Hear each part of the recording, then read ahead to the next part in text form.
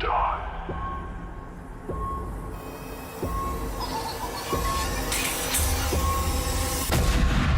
Make your choice.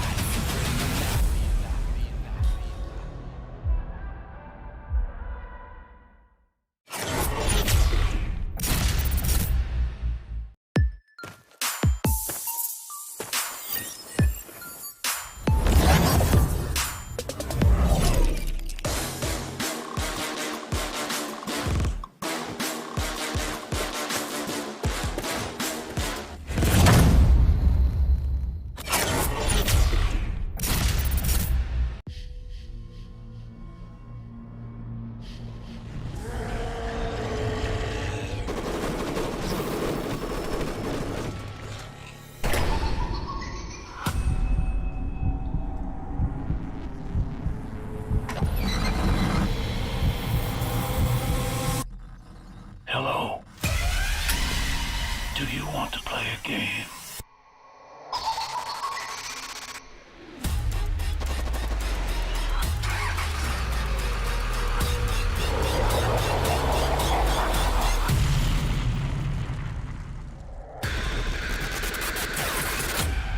Before dawn.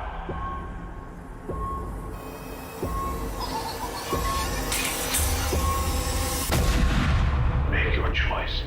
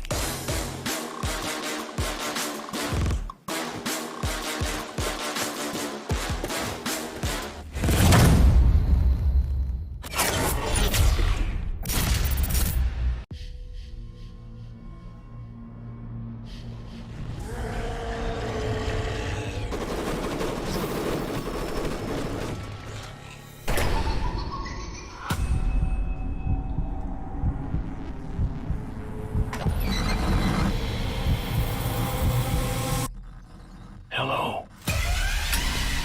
Do you want to play a game?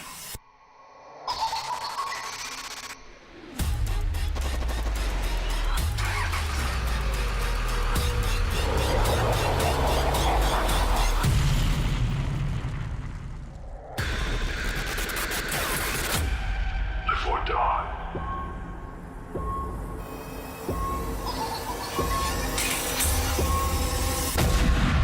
Make your choice.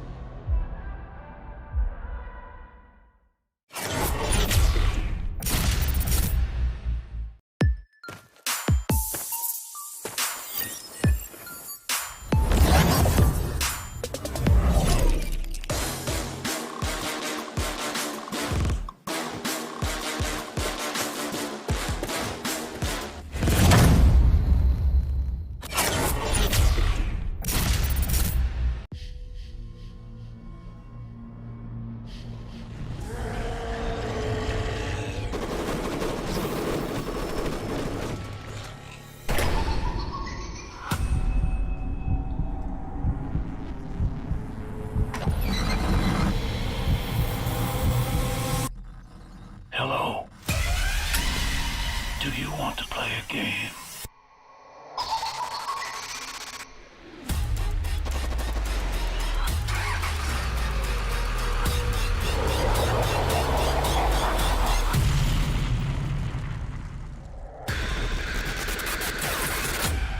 Live or die.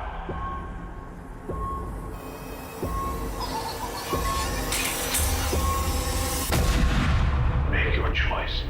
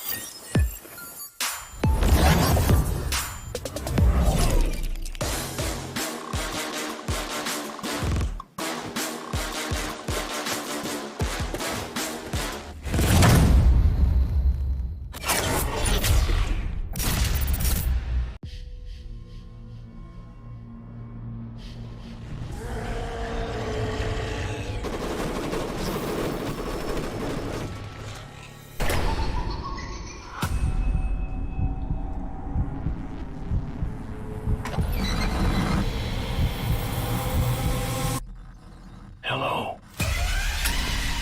Do you want to play a game?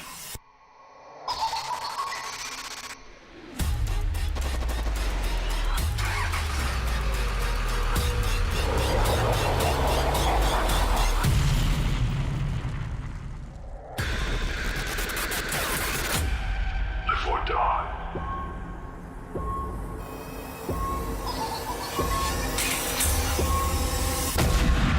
Make your choice.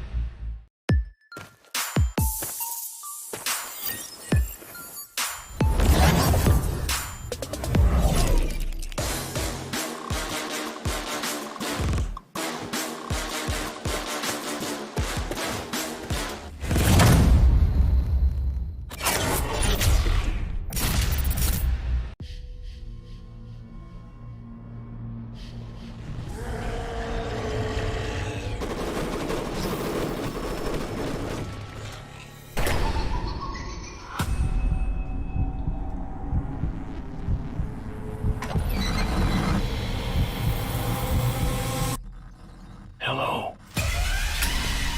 Do you want to play a game?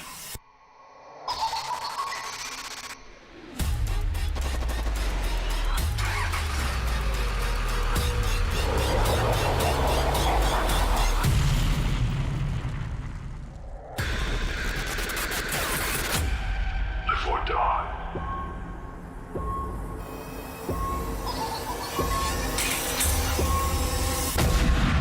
Make your choice.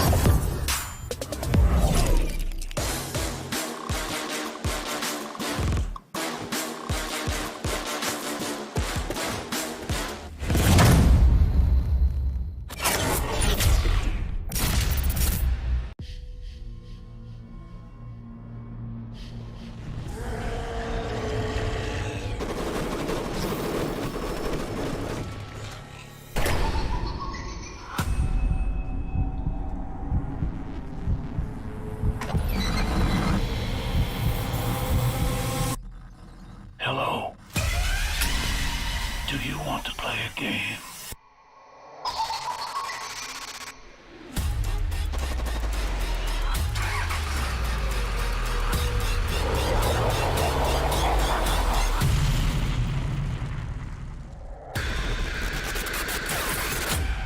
Live or die.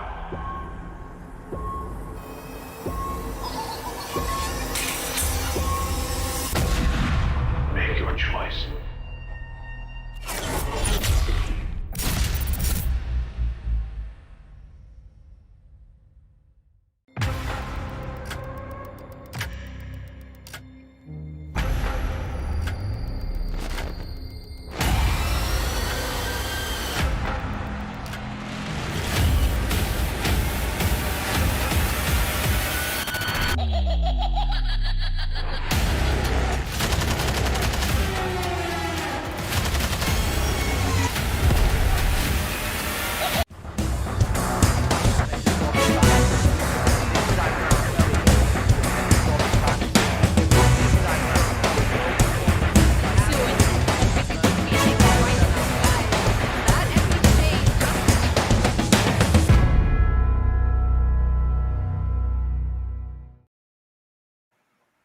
Ladies and gentlemen, boys and girls, welcome to the grand finals of the Plunge MYSG, brought to you by Mobile. Today, 20 teams in MYSG will battle it out in 6 back-to-back rounds to see who will reign as the kings of MYSG Battle Royale. My name's AJ, I'm the Mustachio, down here with the one and only Triple V Jericho to bring you all of today's action. Yes, hello AJ. This is going to be at the finals. We had the semis 2 days ago, and now from 40 teams, we had 2 brackets, A and B. But before, and if you guys did watch that, if you didn't catch it, we do have our highlights here for the semifinals. AJ, yeah. Let's take a look. Absolutely, man. I mean, lots of stuff for us to highlight. I mean, straight up, we jump into HG Triple S. They have just been absolutely solid all the way through. And Carl was the only one that brought in the pumped action into the battlefield. And he showed us that it most definitely is a viable option out there, because you just do not expect someone to be bouncing around in the air. It's just something that not a lot of those players are just used to. And that just caught them by surprise. And it allowed Carl as well as Meteor HG a lot of space out there, right? But it was just not that play. It was the aggression as well. But it wasn't like those aggression helped them out all the time, Jericho. Yeah, it wasn't the best. It worked for a while, but teams managed to switch it up, managed to adjust for a while. But I mean, looking at the highlights, it was just pretty much all Triple S, Meteor HG. They were just pretty much just going all out with the mobility, with the cars, and like you pointed out, that the new skill, the pump, AJ, really doing wonders for them. Yeah, absolutely, man. And, I don't know if it will be as effective in here today, because a lot of those teams, they've already seen Carl using it. Perhaps they will be looking out for it this time round. I don't know if or not the Meteors are going to be switching things up. But even if they do not, I'm pretty sure they will be able to bring in that consistency, because little by little, this team, they are able to deliver, man. I mean, they've just been together for about 6 months now. Growing pains as for all teams, they most definitely do have, but they're kind of getting into that rhythm of that teamwork, right? And I think they're really going to be able to bag something big here, but it all depends on whether or not the other teams want to allow them to do that, because we also have seen the Mystic Myotis squad dropping in. Oh my God. And as we talk about them, they appear on the screen. They are a whole other level of aggression in the competition as well. I've not seen a team quite as calm and collected as them. And at the very same time, when they step out there for those aggressive plays, they usually bag those kills. Yeah, that team just, I mean, they back-to-back 26 kills, AJ, just, roaming around the whole map.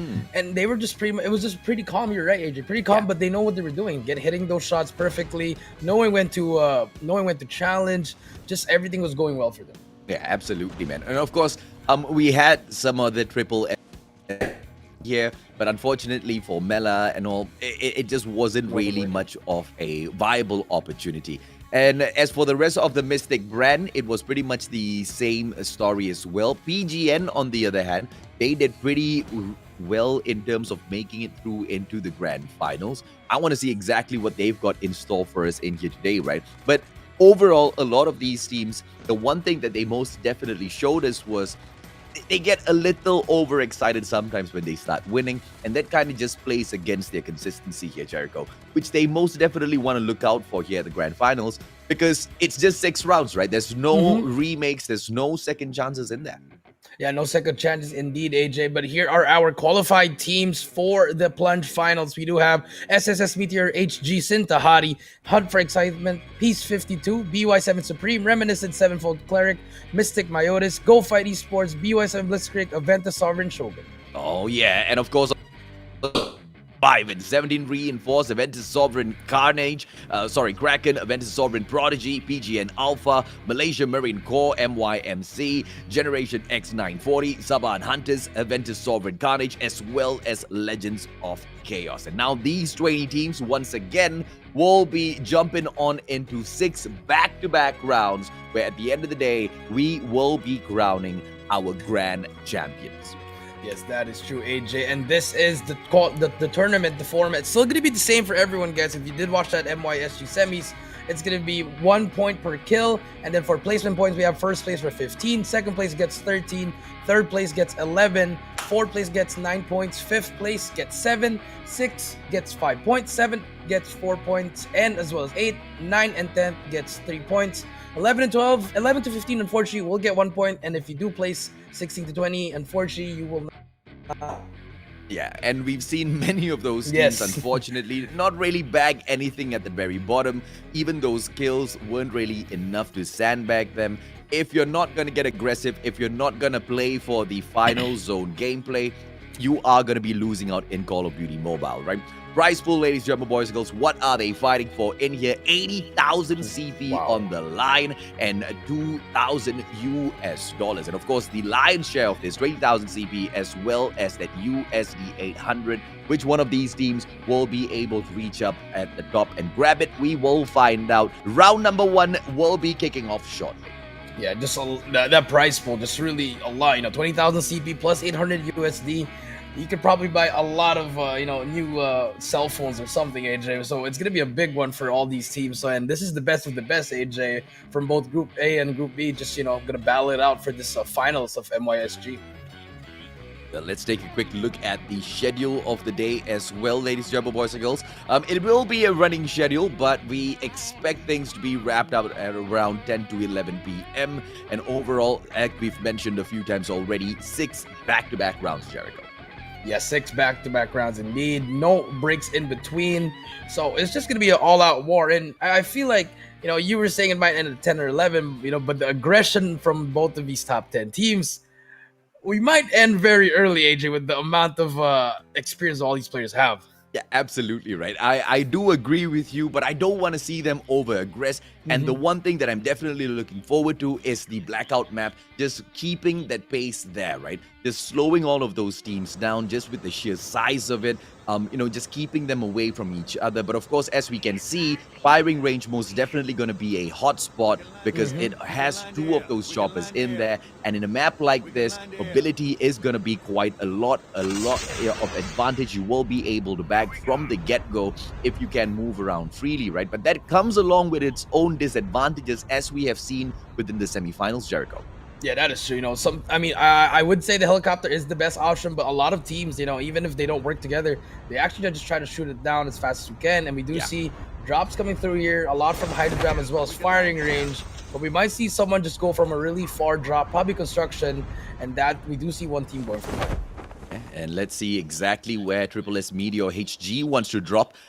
Triple S Meteor, they are dropping in the exact same zone as we always see them drop in here, right? All spread out on that field. They take their chances, and I'm quite surprised that no one's actually calling them out on it just yet and attacking them from the get-go. Because, and if you are Meteor HG,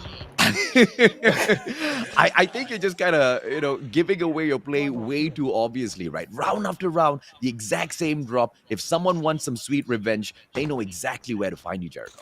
Yeah, that is true. You have to try to switch it up. But I mean, I know it's the first game here, but we on screen with BY7 actually gonna go up against Force here.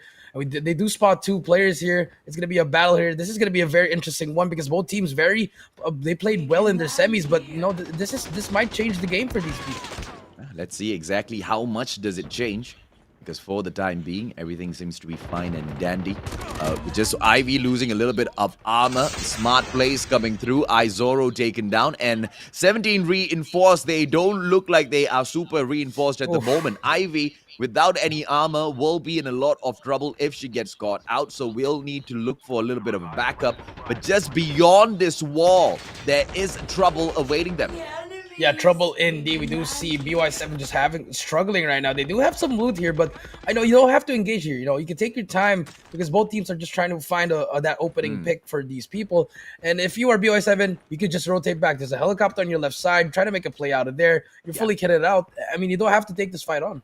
Yeah, and you can fall back to all of your classes as well, right? Let's take a look at what they have. They've got the smoke bomber, they've got the spotter in here. So all they need is 17 reinforced to kind of just make one mistake. But the spotter is not going to be super effective unless those players start getting up onto the roof, right? So at the very moment, the best player that they all can depend on will be Ariko for that smoke bomb play. The best defense that they will have to kind of fall back to. But we will be switching on over our attention, ladies, German boys and girls, to the one and only Mystic Myotis, as they will spot the players from Aventus Sovereign Kraken. Oh! And to be able to take down support, they are Captain is something that will put a lot of advantage on the side of Mystic, but with Diablo getting knocked down by Captain Sapo, this looks like it's going to be trouble for the boys from the side of Mystic, Jericho. Yeah, that's actually a mistake here, but Hawk trying to take out one player as well. It's going to be 3v4. You know, Aventus, they do have that man advantage, but Hawk has that higher ground, AJ, so he has that advantage. But, you know, they were struggling right now, but here comes the double push coming through, and Hawk, they're going to shoot one down. That's going to be the trade.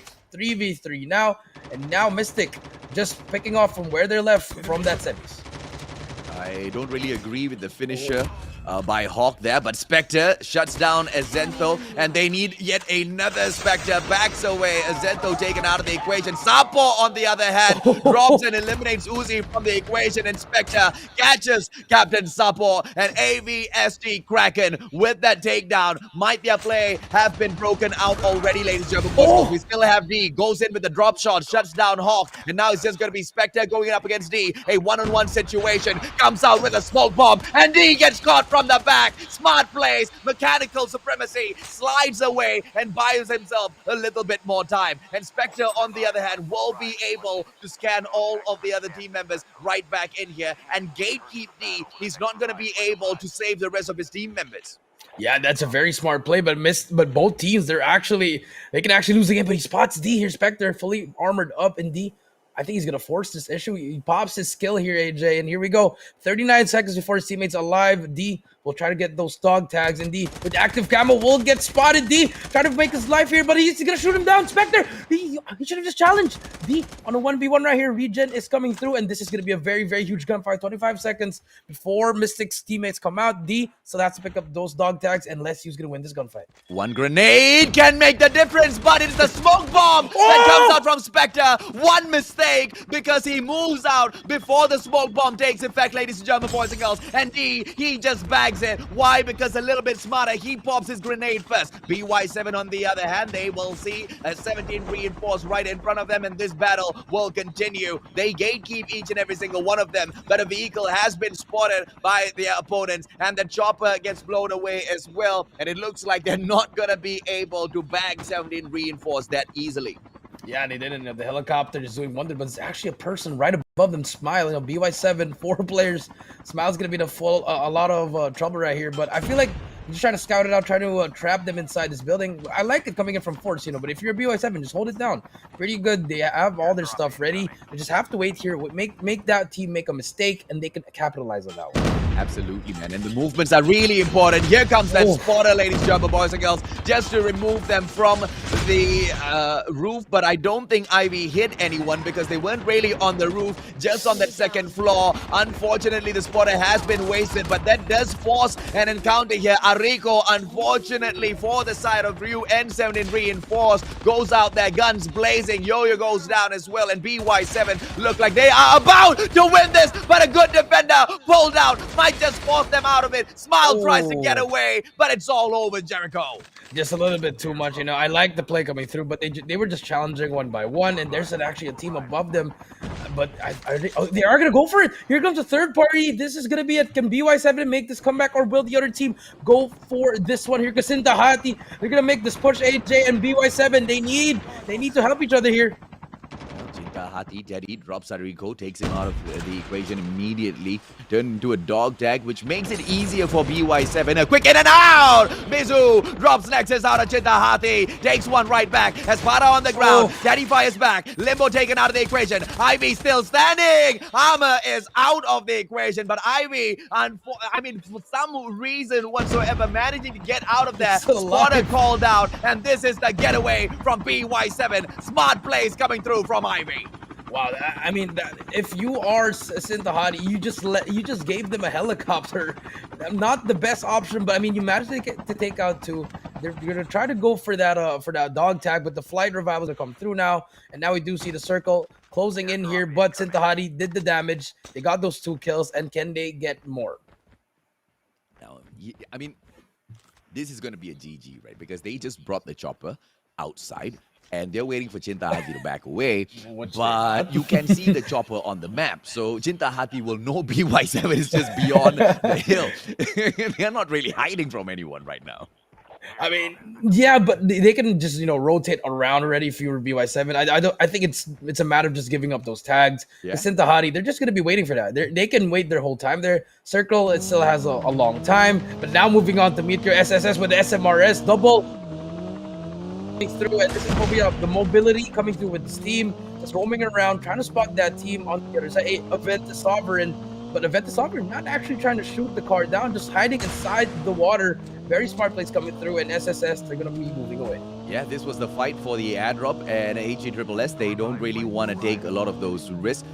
In the artillery, ladies and gentlemen, boys and girls, we don't really see any equipment from the gunsmith just yet, so we can take it as it was MYSG who was successful moments ago. Carl, still in here with the pumped action. Looks like we can see the boy flying through the air once again. Looking forward to what magic he can bring through today as the Meteors look for the #1 spot. So far, only 2 teams taken down, and 66 from the 80 initial players still alive and kicking in here. Let's see what goes on to happen, ladies and gentlemen, boys and girls, as that zone is going to start shrinking in about 25 seconds or so, moving towards Houseboat. So a lot of these teams now, as they try to move in towards the next safe zone, we can anticipate quite a number of encounters. Salute tries to get away, but it's just way too easy for the players from GX. Yeah, they just took him out, but now on board with Prodigy here, Event the Sovereign Prodigy here. We'll spot those players across. They are in Rivertown at the moment, and they're I think they're just gonna try to get into their car, get in over inside this zone, AJ. And I like this, but not a lot of engagement in this first game, AJ. Just a little bit more passive, just testing out. But as soon as you say that, here comes the engagement. 2 teams coming in here. Event the Sovereign here, D trying to take out 1 player, but here comes PGN, a top team as well. D needs help from his teammates. But here comes MYMC as well. It's just going to be an all-out battlefield here on the side of this map. Now let's see if or not MYSG, they will be able to wrap right round Kraken. They have got all 4 players right back in here. Remember the smart plays coming through from D earlier on, bringing Barrio, Sapo, as well as Azento back into the matchup. PGN right in front. Azento with the smart grenades just to flush them out. But the smoke bomb just to give them a little bit of the extra defense. Azento taking the opportunity, turns around, fires off the FHA, tries to catch the chopper out of the air. And Chintahati, they get away with their life, but not with the chopper. They jump out, they bail. Espada, on the other hand, trying to land the chopper, just seeing if he can get lucky and save it. And yes, they do save the chopper. A little bit of extra mobility, a little bit of extra insurance just in case things go sour now. Yeah, that was a pretty good smart play. The flare coming in, but look at that, Sentahadi. They just reset it. They got away from that helicopter. They don't want to face it because they know they have that they have the FHA. But here comes Kazuki trying to get in a 1v1 gunfight, takes out Yemen, and just like that, Gen X 940 gets 6 kills already in this first round. Very, very huge plays coming through. And now over in the side of Prodigy here, Kraken, they're just roaming around here, waiting for someone to, trying to pick up someone, trying to get that gatekeep going. 20 seconds on revival flight. Let's see who gets revived. But the circle's getting smaller now.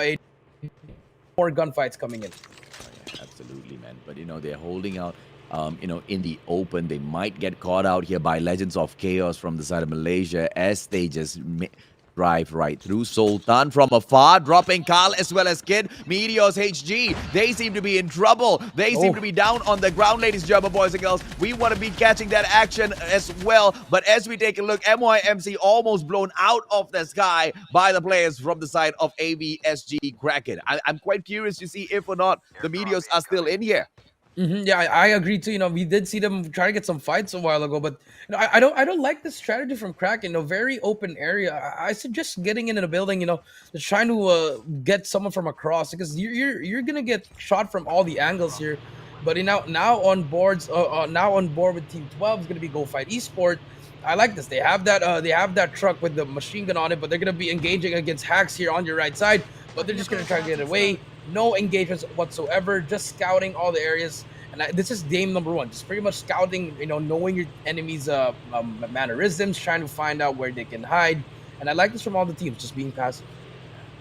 Waiting is literally just standing up there, waiting to see if or not they can catch anyone outside of their position just so they can spray them down with the envelope. They're not going to be able to find anyone just yet, but as I say that, R7 appearing right in front of them. Molio just try to turn around, try to catch an angle there, not being able to control the vehicle to their best ability. But Chinta Hati, on the other hand, with the war machine in their grasp, as well as a couple of equipment from the gunsmith, their loadout all prepared already. Chinta Hati, they are ready for a gunfight. Yeah, they're ready. They're pretty much ready for the endgame, but there's actually a player inside the house. They're not checking that. You know, that's going to be Zahira from Go Fight Esports. Actually, oh no, we are switching over to Go Fight Esports here. We're going to be seeing two teams here. We do against Prodigy, Event the Sovereign Prodigy here. It's a lot of teams, but also behind him is R7, AJ. So they're going to be pretty stuck in the middle here. And we do see another team just going in as well. But finally, back over to Sintahati, just pretty much going back and forth here. But they still haven't cleared that house out, AJ. Let's see if or not they will be able to get to work shortly. I mean, I understand the passive plays coming through. They don't want to take that risk very early on because, after all, 15 teams still remain on the battlefield. And, you know, you get taken out at this position. Those placement points really mean absolutely nothing, right? In fact, I think you barely get anything when you take that 15th spot. So we understand. I mean, you can get 1 point. I mean, not the best, but at least you won't get 0. But here we do see Sintahati. They're going to be engaging, actually. Right behind them, PG and Alpha. They're going to get that upper ground. And this is what I'm saying. You're not in a good spot if you are Sintahati. You're in the middle of a slope, and there's going to be another team in front of you. It's going to be Legend of Chaos. But here, they're going to get shot down here, just fighting already. And finally, the move is on. I like this. Just get away already, because they know there's going to be PGM behind them. But here comes the fight against Legend of Chaos. Can they make the play? Teddy will spot one player, takes him out with an echo. And just like that, they get that third kill. One more player to beat. Can Legends of Chaos make the comeback? Yeah, in an open area like this, the game changer will be Espada, right? Because his duty is to make sure he pops that smoke bomb at the right time, be it for the defensive or the offensive maneuver. So the clockwork in terms of communication followed up by action needs to be absolutely on point. As they back away, BY7 players just driving past real quick. But right behind them, one player playing possum, not really showing himself, not making any noise whatsoever. Teddy just anticipating a little bit of a backstab from the back, but not really knowing that there is that one player lying in wait for the perfect opportunity to take those shots. Yeah, that is true. And now we are on board with Prodigy here with the fight against BY7. Blitzkrieg here trying to make a play here. They do have not the advantage, and they're going to be retreating here. But here comes the push coming through from Blitzkrieg. They're trying to make as fast as they can, but they back away. Smokes are popping out, and that's where the defense comes through. That's what you talk about, AJ. The smoke, it just really helps you on defense as well. But as well as offense, it can also help you. Yeah, absolutely. And if you're the smoke bomber, you know, you allowed to see all of your opponents through the smoke as well. If they're in the smoke, behind the smoke, it really doesn't matter. It just makes you an OP opponent out there on the battlefield, right? So smoke bomb, definitely want to go for, but it comes with its weaknesses as well. The rest of your team members, they don't get that information. So if you are popping that smoke bomb without earlier communication first, you're potentially going to be, you know, forcing them to reposition themselves and lose out on their advantage if they already had any to begin with, right? So all of those plays out there on the battlefield in an open area like this, very, very crucial, Jericho. The building, it's a totally different story, right? You pop the smoke accidentally, many rooms, windows to jump in and out of, and HE Triple S not having a great time here. Kid gets taken down, and D, for the side of AVSG, they are having the time of their life. Kraken, you know, they will be able to find a few more kills after getting taken down early on. Let's see if they can find a few more and bag the win as well. Yeah, they're trying to get away here. We do see hacks for excitement, a hunt for excitement actually on the right side. But beautiful rotation coming in from AVN here, AJ actually, for Kraken. They just managed to bag some kills here, but there's going to be 8 hacks coming in on the right side. Are they going to engage this? Look at this, D slowing it down. The engagement of, they can engage right here, but the ambush is going to come through. We'll spot one. Here comes the fight, but the transfer shield pops up in AFBSD. Here we go, the fight coming through, AJ. Who's going to win this gunfight? D pushes it with active camo, will get stunned out. His teammate gets taken out as well. And one more player, D, just trying to stay alive now. Oh, now D just needs to play this smart because as long as he can just buy a little bit more time, BY7 will appear out of nowhere to third party the situation and he can get out of all of this trouble. Sapo, on the other hand, will be running out of time as he expires in those bushes. D, now his poltergeist not able to give him that cover, run straight into smoke and out of the zone, ladies and gentlemen, boys and girls. Not the best of options, and Taji gets that kill. Way too easy for the side of Hacks. And we, it's all about the opener of that fight, but hopefully we can get that replay so we can break that down a little bit. More smart plays coming out of Janik. Once again, AVSG pulling the limelight for themselves from multiple teams out there, just shining through. Yeah, I mean, unfortunately, for Kraken, they had the advantage. They rotated early there, but they just got sandwiched by two teams here. And now we're going to see BY7 Blitzkrieg here against another team. Hacks is just pushing in here, fully kitted out, but here comes the cluster strike. But BY7 trying to make a way. They're not shooting back. You gotta have to shoot back here if you are. But here comes the cluster. We'll take out one. Beautiful shots with Matt Red here already on the advantage as well. And Hack's gonna be falling back as well. But there's gonna be another team. R7 on the map as well, AJ. Just waiting for someone who can get taken out there, stealing some kills here. But this is it. This is the war that we were talking about. Once we see this, here comes another car. HG also just playing for placement points. But Hacks here down as well. BY7 goes down as well. Everything's going.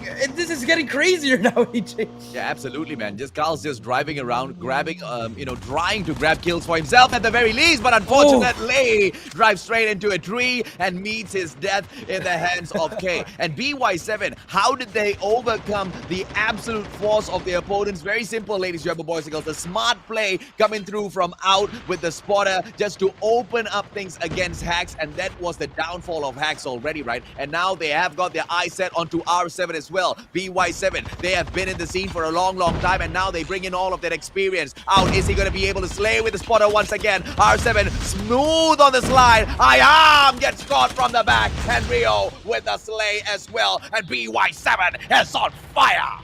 Definitely on fire. Still have a full squad here. They're going to see AVSG on the right side. We'll spot one player, and they have the advantage here. They pretty much can just hold it down and wait for the enemies, or they can actually just challenge together. But Sintahari still on the other side. Two more players there. This should be a game for BY7 Supreme, AJ. Oh, absolutely, man. I'm just so proud of all of these teams stepping it out there.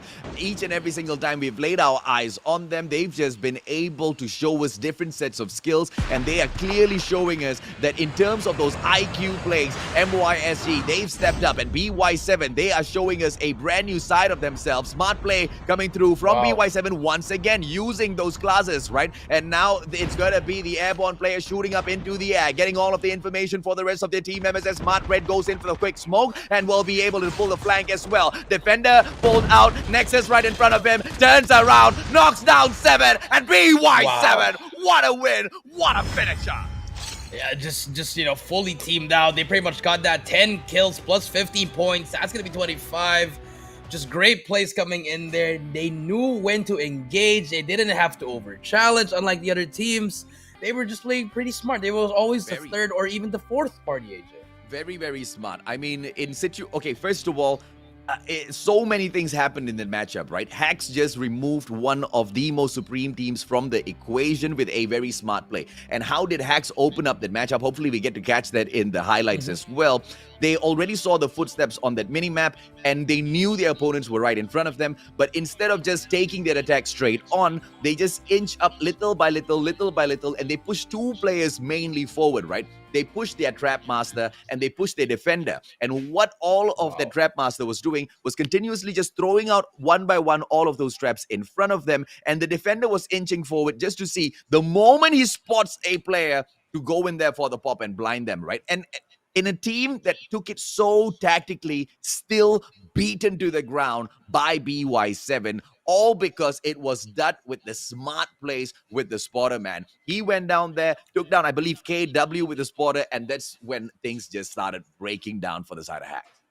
Yeah, I mean, pretty much BY7, everything was on their side. A little bit of luck, AJ. Just pretty much no one was actually targeting them. They were never being targeted. They were always the one just picking up those kills, just finishing all those damage from the other teams. But I mean, if you look at the screen, team number 18, it's going to be AVSG. They do have 12 kills. That's a lot of kills, actually. But unfortunately, you do place on that 8th spot. But overall, that first game gives us a sense of if you play smart, you can actually just take your time. You don't really have to engage. You don't need to mobilize like what Triple S would be doing. Yeah. And unfortunately, that's what happened to them. Their last player kept them driving around, accidentally hit a tree, and then that was very unfortunate.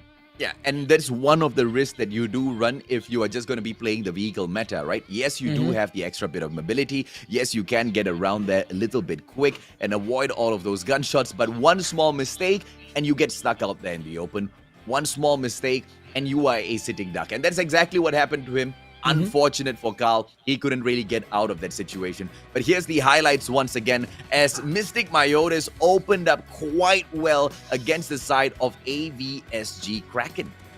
Yeah, this was the start here. They had that advantage here, but slowly but surely they were taking up 1v1 gunfight. Spectre, well, they were going to take out 2 players, but here, this is what I didn't understand here for the side of Uzi. If you have your teammates taking out 2 players, you could have at least waited, triple challenge together. I get it. You're confident. You want to make something. You may want to make a play there, but unfortunately, it took them time there, and then they had a slow start, and then unfortunately, they placed very low. I think in that first round. Yeah, and BY7, of course, as we take a look at which BY7 is this, let's take a quick it's Blitzkrieg. It's Blitzkrieg. Yeah, it's Blitzkrieg, right? So they weren't very, very unfortunate.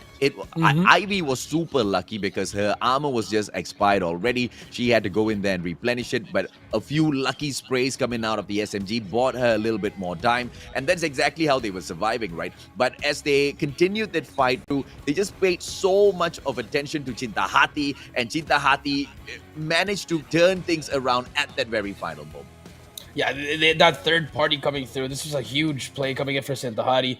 They got 2 players at least, but they lost the helicopter, but I think towards the middle of the game, they actually got another one. So it was okay. It was a risk given by Cintahati, and they did it. And here comes BY7. Pretty much, this was the when we saw this, I was like, okay, these guys are just gonna win this game already. Yeah, for me, it was the play prior to this when they took down Hacks, right? Because it's the way that they went in there with those smart plays. It is all about how you use your skills that you have chosen, because it's not about as random as going in there and choosing a skill just because, really, really popular streamers out there use a certain skill, right? To each individual player, they pick the skill based on their play style. But when you jump on into a competitive tournament like this at the Plunge, you need to have synergy between your team, not just with the movements out there, but how and when each and every single one of those individual skills are used. And BY7, bro, they just played it to the T. And maybe that's exactly why they are supreme. A quick short break, ladies and gentlemen, boys and girls. When we come back, round number 2. I cannot wait. Don't go anywhere.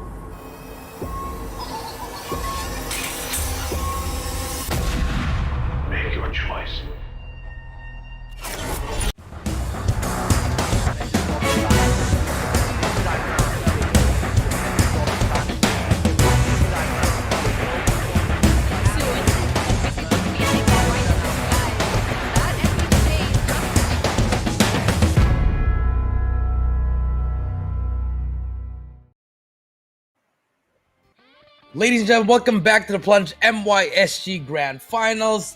We already did game number 1.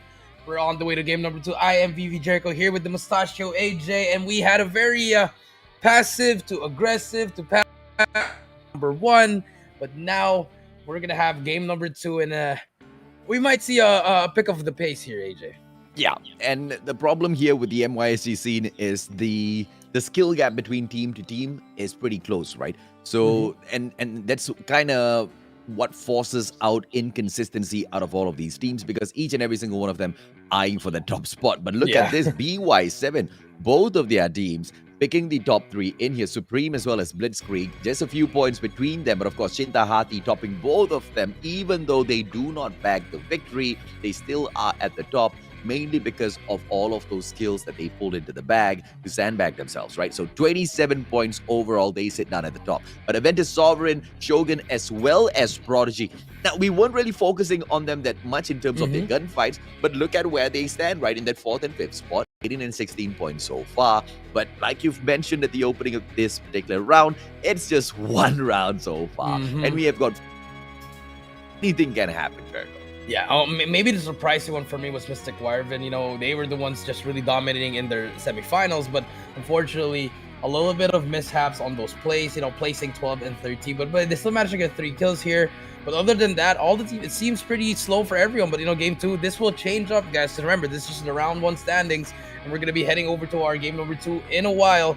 But so far, Shinta Hati, I like what I've been seeing for them. If they keep up the same pace, they can just, you know, take away this whole tournament, AJ. Absolutely, no doubt whatsoever. Consistency is key in terms of how they play all of their skills, their classes when they go in there for the picks, how they handle each and every single one of their gunfights. You know, they all have to come together in perfect unity, right? And each and every single one of these teams, as they battle it out for the top on a map that, you know, they're not super duper used to just yet, it forces them to go into a passive mode, which I kind of like, because versus Isolated, which is just super duper fast paced from the get-go, with the distance between each and every single one of those compound, you move out of one area, you're almost surely going to get caught in a gunfight, right? But in Blackout, it's a totally different scenario. You can see those teams kind of cruising along the roads, driving around for quite a while before they do come across a team. And this is something that all of those teams kind of need to take advantage of, Jericho. Yeah, you know, the big map, like you said, AJ, just take advantage of it. You know, get as much as loot as you can. You know, maybe in the first couple of minutes, you can try to loot it up. And then if you do find an enemy, you know, plan out your attack. You can use the environment to your advantage. It's such a big map, AJ. You know, you could use a card to bait one of your teammates, and then you come out of there, or maybe even hide in some of those buildings and just, you know, prepare an ambush. So there has to be a lot of they have to do a lot of plays here. You know, don't just go in there and just go guns blazing. You know, take your time. Yeah, and if you do want to go with that strat, perhaps do it in the final zone. Perhaps do it when, you know, there are 2 final zones in here. You don't really have a choice. If you don't step out, if you don't get aggressive, you're probably going to lose your lives anyway. Then take risks like that, right? Because it's unfortunately a map that is as huge as that, and you take those early fights, it really doesn't matter. Even if you are a team as dominant as Mystic Wyvern, you are going to get taken out, and you're probably going to be sitting down at the 13th, 14th spot, not going to be moving up a lot because of those early mistakes, right? But, you know, a team like BY7, I do agree with you to a certain degree that there was a certain level of luck involved in their run towards the final zone as well, right? They were granted the perfect opportunity of being the third party, you know, one too many times, and they were always just one step behind in a good way. But I don't know if that luck will continue to run into map number 2. Let's see exactly how that goes for them.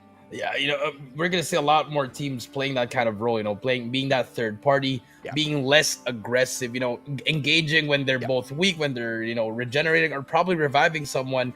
And I did see a lot of cluster strikes actually just coming into the scene, just very, very helpful. You know, I remember one of the gunfights there, Aventus versus Hacks. And when Hacks had the upper hand with the upper ground, the cluster strike came in there, took out 2 players. And it just, you know, set ablaze there. But that's when the third party can come in there. You can clean up both teams there. So maybe a little bit of the mind games there. But we have to see, you know, how the circle's going to close. You know, a lot of things come through in this BR, guys. So, you know, it's very, very competitive. Yeah, and this, I mean, And you speaking about that reminds me of another thing, right? How do we go in there for those rotations? Because Yeah. this being a huge map, you've got so much of space between compounds. And you get stuck out in the open pretty often. Yes, you can use the terrain to your advantage to a certain degree, but it's not going to guarantee you that perfect defense all the time, right? And we've seen many situations where, just like you mentioned, Jericho, the spotter comes out there for the pop. It is the game changer because out in the open, what can you do? You may have a little bit of mobility on your side. You may be a little bit lucky, or I mean, goodness knows, maybe you've got a snowboard on yourself or something that you can use to get out of that sticky situation in, a snap of a finger. But not all of your players might be that lucky, right? All that needs to go wrong is you drop one player out in the open. You've got to now play the tag back because you can't afford getting into the final zone in the grand finals of MYSG and expect to be able to do much with 1 or 2 men down. So a lot of these decisions kind of make or break these games. So I'm very curious to see who are the teams that continue to take this aggressively and who are those that take 2 steps back, 3 steps back and play a more passive approach in towards that final circle, Jericho. I feel like if someone wants to play passive, I feel like Sentahari could probably do that. They pretty much sealed their first round. I know it's just the first round, but they could play it a little bit slower, try to get at least like 10 to 12 kills, and then after that, they could just slow it down, play for that placement points. Yeah. But if you're like the Mystic Wyverns or the R7 boys, you guys have to keep on pushing up. You got to get those kills. You're really going to be really aggressive. Yeah. And that's where Sentahari can, just take a chill. They can just chill down. Yeah, and I think that's exactly what I want to see Mystic Wyvern do as well. It's too aggressive for me, right? I want Mystic Wyvern to take not 2, not 3, 10 steps back and really play the final zone because this is the kind of team that really has the potential to be the champions of the Plunge MYSG and also have the perfect opportunity to show that all you need to do is just dream, put in the right amount of work, put in the right amount of strategy, and you will be able to bag it. They've got the mechanical capabilities. It's just that the strategy and the approach into the game, this is a little bit too risky. Similar to what we also saw the Meteors HG kind of pull off. Remember that attack that they were going after? I forgot who they were going in for the chase, but it didn't really end up very well for them. So aggression like that, not super healthy. Yeah, not very healthy indeed. But here we go, round number 2, AJ. And now we do see the plane going through the side of Frackling Tower and a houseboat, and we do see teams are gonna go for it, but we do see Turbine actually, AJ, being a very, very early drop there. 2 teams that are gonna be 17 Rainforce and a BY7 Blitzkrieg, but all the other teams are gonna be Asylum, Hydrojam, Estate, so everyone's gonna be spread out, but we do have engagements in Factory and at Turbine.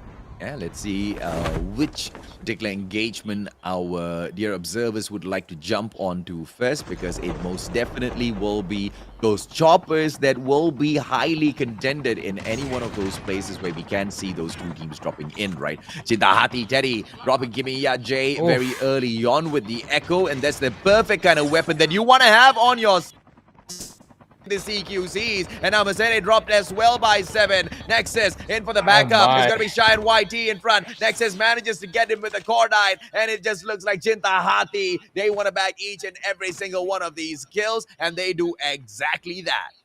Yeah, Cintahati, unfortunately, is the bearer of the bad news for Legends of Chaos. They have 1 more player left, but you just have to get away there. Try to pick up those dog tags. But Cintahati, I did say that we'll have to play passively, but now they have those 3 kills already, and they're just trying to get that early lead, trying to get that first place. And I like this.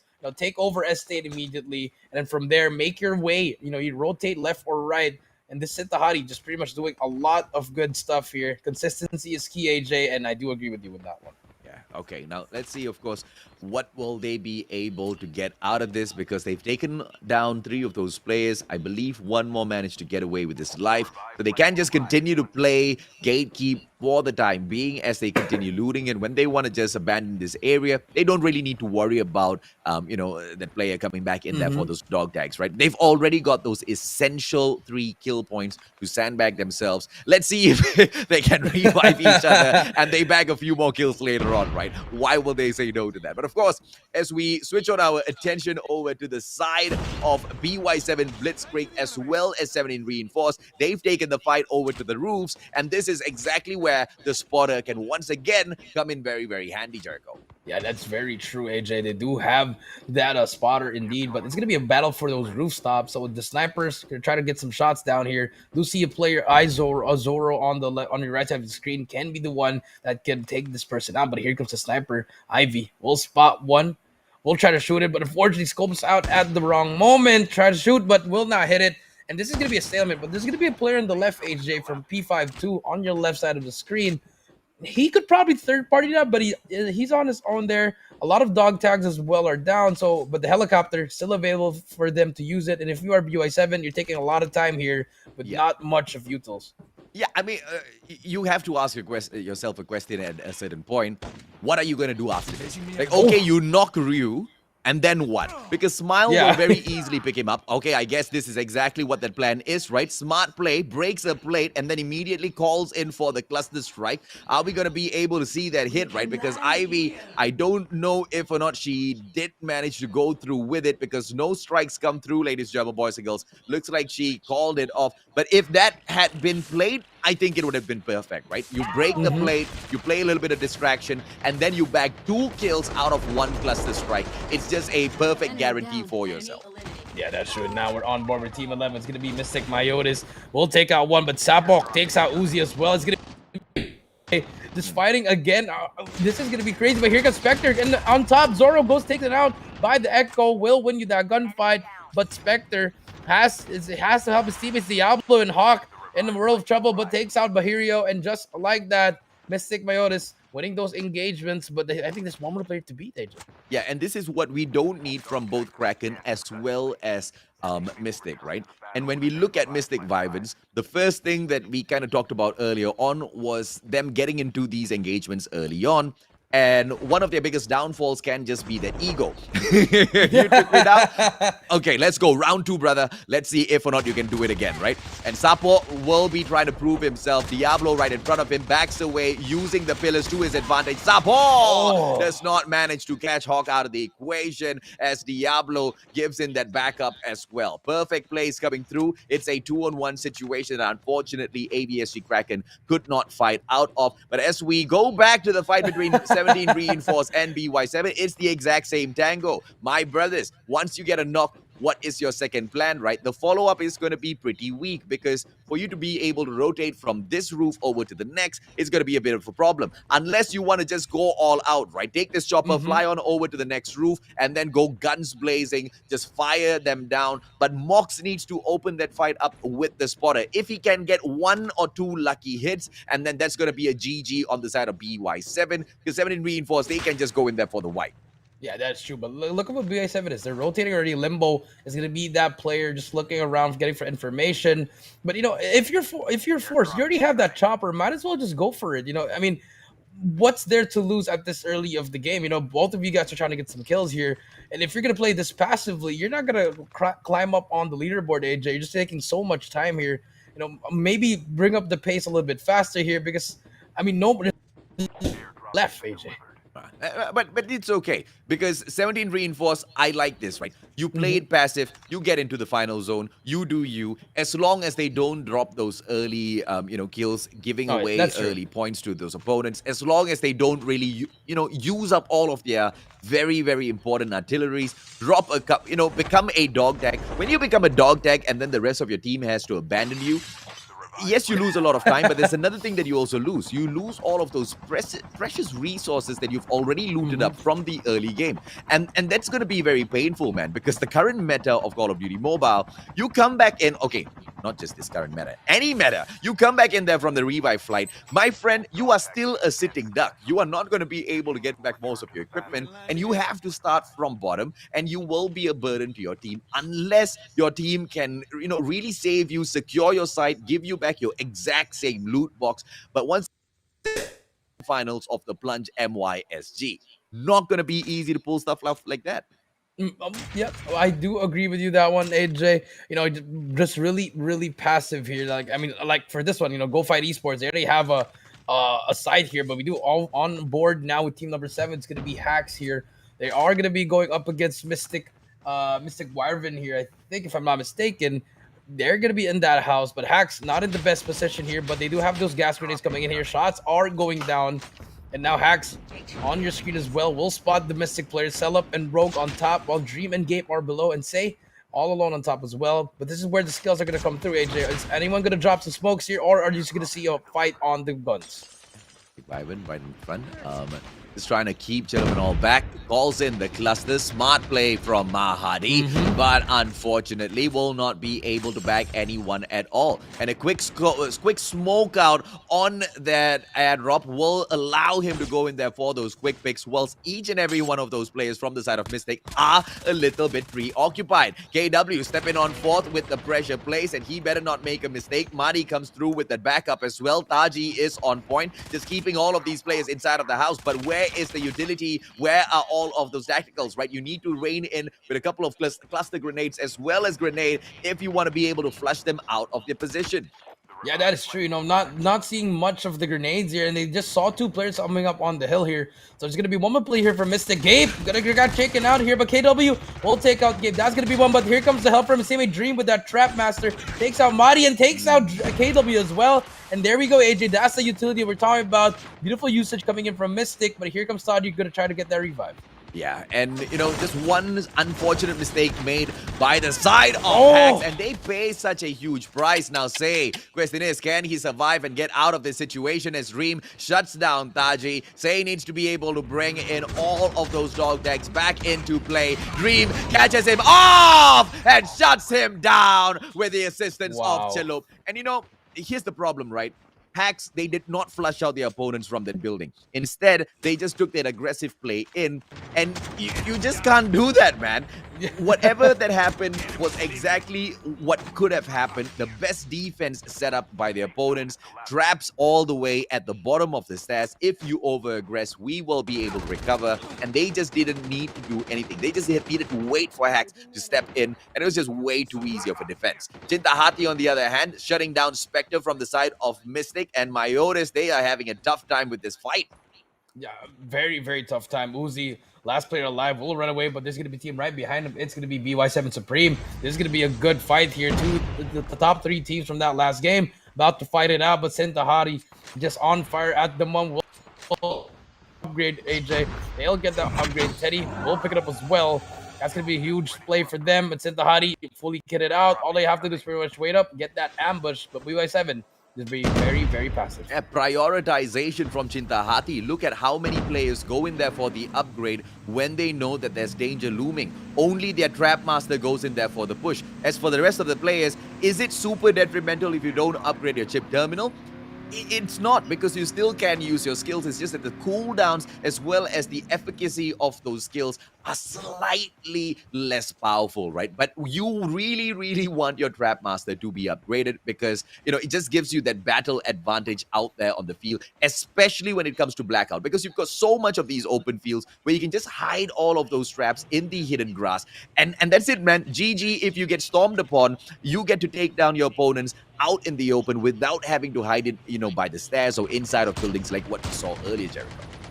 That is true. And now we do see Chintahati chasing the fight on PGN, but they do have those cars. Mobility will get away, but I feel like Uzi, you know, they can just try to find on that house. Can Uzi get away just hiding in there? I feel like Chintahati, I think they know Uzi somewhere here. But no information yet, but they're gonna be just roaming around here. 6 kills into their name, and Uzi, he has to get out of there. The gatekeeper's gonna come through, or unless he manages to kill all the Chintahati members, but most likely Chintahati would probably get that kill. Yeah, in Call of Duty Mobile Battle Royale right now, no way, right? If this was in the past, a 3 versus 1, very, very viable. It's just that the players are so much more durable out there on the battlefield, and you do not know which one of your opponent has got that kinetic armor overcharger, right? 200 technical HP on top of your regular health in there for the defense, and then you multiply that by 3 or 4. You can't really take that, handicapped approach in the current meta. You can try to take a risk, but, you know, you really play your luck. Not in the finals, man. I mean, I agree with you. You shouldn't do that on the finals indeed, but on board with Mystic Wyvern here, gonna be able to get that that emergency box here, AJ. and those are going to be some guns. They can get their own loadout here, AJ, with their own attachments. Now, Mystic here will find P52 actually. Set up, we'll try to spot it, getting those wall bangs. No hit markers yet, but P52 actually, AJ, surprisingly very quiet in this first 2 games. Yeah, Mystic Vibe, and look at them, right? P52, if they want to remain quiet, I understand why. They want to just over-aggress later on. It's okay as long as they remain passive, right? They're one of the very... P52 is the rare mythical team of Malaysia, right? I'm just going to leave it at that. I'm not going to say anything else. PGN, what a takedown. BY7 snuffed out in the nick of time right in front of them. And that was just a little bit too fast. But anyway, going back to what I was saying, ladies, German boys and girls, as the teams play this super passively, yes, it's a great opportunity to kind of go in there with the loots, but you need to set up your defenses early for the safe zone as well, right? Your passive play needs to be followed up with some sort of preemptive decision to go into that final zone early, set up your compound, and then just play all of your bets on Lady Luck. That you potentially might get that very, very final zone on your side, and you don't really need to rotate that much. Because if you've already decked yourself out from all of your loadouts from the gunsmith, and you've already hit a couple of green airdrops as well, you will be able to have all of the legendary mods, just like what PGN has got on their sites here. And it just gives you that extra ability for those kills in that final zone, right? Yeah, that's true, AJ. Now we do see PGN with that sniper. They do have Supreme actually, AJ, so they're gonna be placing 12 plates, but now on board with Mystic here, K4, it's gonna be Mystic Myotis here, finally slowly turning things around with 4 kills after take out hacks, AJ. But you know, Hawk here just trying to get some information. They will be nearing up on their brothers, Mystic Wyvern as well, but Uzi still alive here, just pretty much just getting information, but they're pretty much stuck here. They're not near each other. They have to try to sort of just regroup, try to get Diablo's dog tag, but that's going to be very, very hard to do. Yeah, and it looks like Hawk just came back in here through the revive flight, just like what we were talking about earlier. Not the best of places to be, man. You really get handicapped. You are a burden to your team after that, and although Hawk is an amazing player, that's the kind of unfortunate situations you will get involved in if you go in there for that early aggression, right? And that's definitely something that I want to see Mystic Myotis play out of. I want to see them play those passive plays because, once again, they are a super duper huge promising team coming out of Malaysia, and I want to see them reach up to the top. Now, Chillup from afar, 2 guns out of the gunsmith. Ooh. Oh, Lord. Look at those back-to-back shots come through, and I believe we can't really see those attachments of the mods from the side of Chillup. I thought he had his M21 all decked out with the triple golden mod. Yeah, I thought so too, but it just was really good. Rogue comes in here for the trade, transfer shield pops out.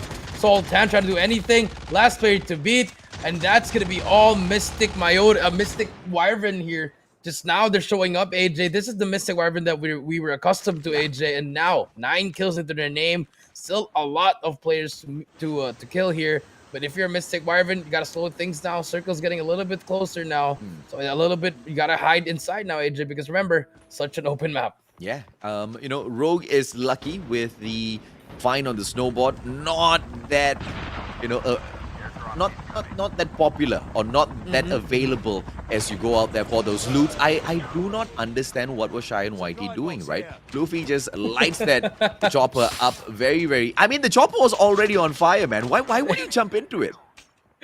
They were probably trying to put the fire away. They're probably repairing it or something, but ended up killing his own teammate, as you can read it on your screen. But on board with Legends of Chaos, not really doing much here, but they're going to be up against letter H. It's going to be a piece P52, and now Najib, AJ, just making plays there. But now Legends of Chaos all spread it out now. Mercedes, let's see if or not he will be able to bag a couple of kills for himself. MX9 in hand. Does have a sniper as well for those ranged engagements. Rogue, I believe, has spotted him out, and Mercedes will be quite sedate. Oh, but this is lucky for him because P52 out of nowhere. Mercedes sends out information. Hopefully that information does not get picked up by Mystic. He can pull off that backstab as Mystic gets a little bit distracted by P52. Mercedes bringing in the pumped action as well, but not really using it to Yeah. perfection at the very edge of the zone. Oh, trap right in front of him, Mercedes. Very luckily backs away from it. Thank goodness he had the pump. Oh my god, my heart was racing there, AJ Mercedes. I just don't know what he was doing. Thank God the trigger discipline was coming in there, but on board with Sintahadi, they actually lost 7, AJ. So 3 players, but here we go. A lot of teams are coming in here. Mystic, Mayoris on your left side of the but Sintahadi, they have the advantage here. Look at the third party. Here we go. This is it. Sintahadi, they want to engage it actually. Just want to get all the kills, and here we go. Smoke comes out. Can Sintahadi make the play here, or will Mystic Mayoris get the trade? Well, Espada, the smoke bomber, goes in there for the pop, but can't spot any one of those players from afar. Just takes down those traps first, just so that the rest of his team members can go in there for those aggressive maneuvers. And Mystic from across pressure on just yet, ladies and gentlemen, boys and girls. And all of these teams crowding in there towards the next zone. It is the 5th zone, and in 20 seconds, it gets even smaller. And smaller indeed. And didn't Sintahadi spot it on the one player on the left? But here comes the FHJ trying to take out AVSG, but just running around, just driving around, playing for that placement points. Here we go, gunfights ensuing. PG Red Hole versus LQ trying to make the play here, but Sintahadi with the third party takes out Red Hole. Gonna be trying to take out one more player. 4 more teams left. AJ Sintahadi with 11 kills, but Mystic Mayoris still alive. He's trying to make a play here, but Uzi, here we go. Here comes the push. Trying to just get that placement, but Sintahadi doesn't care. They're going to go for this fight, but Force, fully, they're going to be full squads here, AJ, and they can actually win this game. Yeah, 17 reinforced. They have got the advantage. They jump up onto the hill now with a bird's eye view over the rest of the team members from the other teams. They will just be able to snipe them. Well, because out in the open, one spot is all it's going to take from the other teams, because now, yes, you are the apex predator, but you sit at the top and everybody's eyes on you. But Spotter pulled out from them instead, and it will be Mox with the smart plays. Goes in there for the shot onto Gabe, knocks him down. Sintahadi in front of them, and no one's taken down. 17 reinforced just yet, Jericho. Yeah, 17 reinforced, surgery full, and this is just a rotation coming through. Lady Luck on their side. Sintahadi, they're going to be taking that second place 100%. Zoro going for Nexus. Tries to take him out, but nothing. And just like that, Sintahadi actually making a smart play, AJ. But game number 2 goes to 17 reinforced. Beautiful, beautiful play. Beautiful comeback.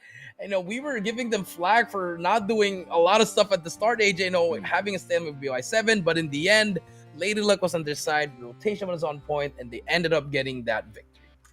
Exactly what we were talking about, bro, because, you know, the moment where they didn't over-aggress, didn't really go in there for the push. Remember what I said, on a map like Blackout, you want to have the mobility, they got the chopper. You want to have that passive place at the early stages, they had that gotten as well. And you want to get aggressive in that final circle, exactly what 17 Reinforced did. And of course, they had to take a couple of fights on the way into the circle as well, as they try to hit those airdrops and all. And those are absolutely acceptable, right? Because those are the kind of fights that are most definitely worth taking, because not only is it do or die, if you are able to bag it, you potentially put yourself in the top 5 to 10% of the teams that are viable to move into that final zone, right? So perfect plays coming out of 17 Reinforced overall in terms of gun skills, fights, as well as the strategy from the get-go, but they are not the ones that bag the most number of kills. Yes, they do end this up with the 14 kill in total. Sintahadi picking up that second spot with a total of 12 kills, and you have got Mystic Mayoris in the third spot.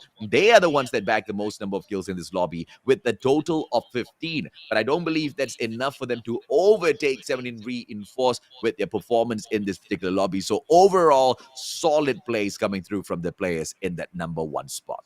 Yeah, solid plays coming in. You know, those top 3, 17 Reinforced, Sintahadi, and Mystic Mayoris all making those good comebacks. But BY7 actually, AJ, had a very slow start. You see the 12th place BY7 Supreme, you know, just not doing a lot. Yesterday they get 4 kills, and also the other BY7 Blitzkrieg just not really doing a lot as well. Yep. Unfortunately, placing on the lower half of the leaderboard, AJ. So unfortunately, a lot of teams, also Hacks actually, AJ, just surprisingly just didn't do well, AJ. Yeah.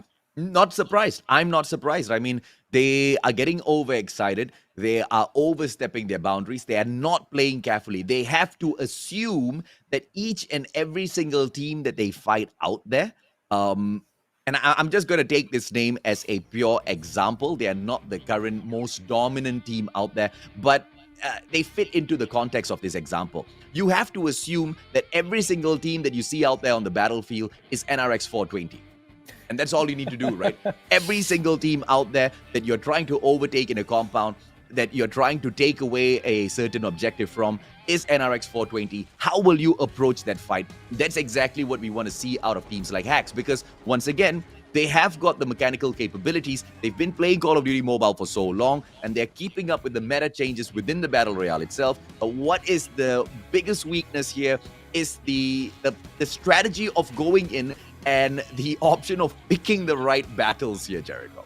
I agree with you, or maybe the moment just got into them, AJ. Like you said, very overly joyed. You're like, this is the one, yeah, exactly, this one. Like KW right here. Like how? I mean, yes, you managed to take him down, but you have to expect that his teammate's gonna be there because you spotted them already going up the hill. If you counted that in your head, that's 2. I mean, 2 plus 2, that's 4. I mean, it was just really unfortunate, a little bit of miscommunication. Yeah. And here just popping in and out. And then Taji just running around, just really lost there. Yeah. Very unfortunate. And then Say here, I guess he went into a panic mode, AJ, picks up the car. Unfortunately, just tries to reverse and hits a tree again. And then, that's pretty much the end of it. It was very, very bad plays, AJ. But here, Mystic Myotis making good comebacks here. Takes out AVSG here. Just smart plays overall from them. Yeah, I mean, when we take a look at the battles outside, one thing that Mystic Myotis does really, really well is play all of their individual skills, excellently, right? You've got Rogue in there with the defender, doesn't prematurely hit the defender and waste that skill. Because you go in there for the pop, you've got to deal with the cooldown, and when things get a little bit rough in that battle zone out there where you can get third-partied at any point of time, you don't really want to be wasting your skills from the get-go, right? You just want to use that when things get really, really sour and you don't have a choice whatsoever, or by using that skill, you guarantee yourself that win. But of course, as I say that, let's take a look at Chintahati here with the absolute IQ plays coming out to make sure 17 Reinforced do not get the extra 2 kill points. And I feel like that's super crucial in a competition that's as tight as this, Jericho. I mean, if it comes down to 2 points, Chintahati versus 17 Reinforced, I think that's going to be that play right there. We're going to come back for that one. Yeah. But I mean, very, very smart play coming in there. But, Chintahati, it was a 2v4. That's where the numbers come through there, AJ. Yeah. And, 17 Reinforced, they take that round number 2. But, just a lot of... I like this game number 2. The pace is getting very, very fast now, AJ. Yeah, absolutely. I like the balance that's coming through, but I just want to see some of these top flight teams take a more passive approach, because that's exactly how you're going to be able to guarantee the win for yourself, right? And let's see a little bit of chaos erupt in that battlefield, because if you want to take a fast approach and isolate it, you are forced to, I understand, but in Blackout, you are forcing the issue. You are forcing a faster pace, right? You can slow it down, as many of these teams have already shown us. 17 Reinforced, the best example in terms of backing away. But on that note, ladies and gentlemen, boys and girls, let's take a quick short break. When we come back, round number 3. Oh, sorry, we've got a Q&A, don't we? Yeah, we actually have a Q&A. Thank you, production. We thought we were going to break, but here is our question. Name the second mode that was added in CODM Battle Royale. I mean, second mode. This is actually a curveball. It's a curveball, bro, because like, did we have like solo, duo, and squads like from the get-go, or was that? I think that was the normal one, like solo, duos, and then squad. Okay, ladies and gentlemen, boys and girls, this one's tough, man. I mean, we don't know. The last time I opened my game, ladies and gentlemen, boys and girls, was 3 years ago, before Call of Duty Mobile was created. So you guys need to help us out with the answers, all right? Drop your answers in here, but make sure you don't make Jericho lose his mind. There's a specific format that you need to follow. Yeah, guys, 30 winners will be chosen. Guys, your answer, your IGN, open ID, and then hashtag take the plunge. And guys, Blackout is not the answer. So please. It's super easy, but at the same time, it's very easy to make a mistake. Ladies and gentlemen, boys and girls, you guys figured it out. Good luck to you for you to figure out the right answer. Help your the rest of your viewers in there as well. The top 30, okay? We'll take a quick short break. When we come back, we'll announce the answer. We're back.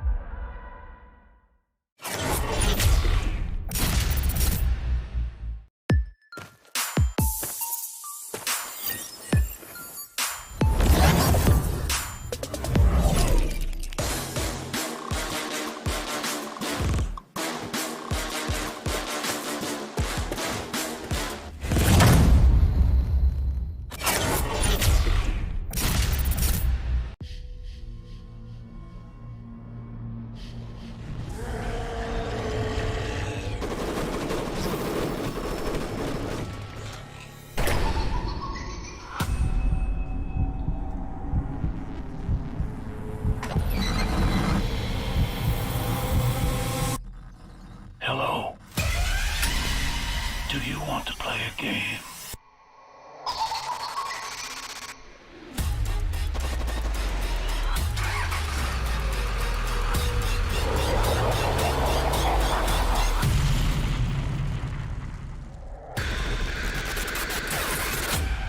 Live or die.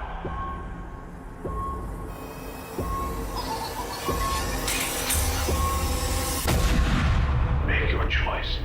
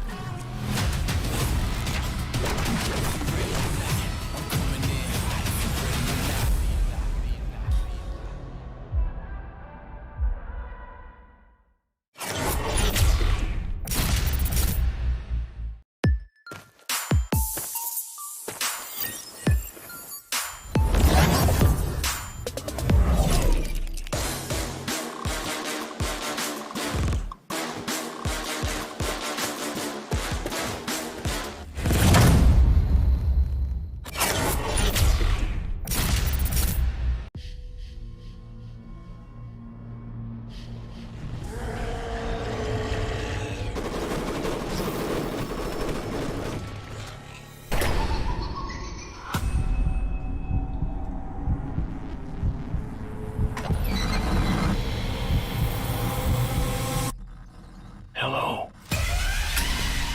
Do you want to play a game?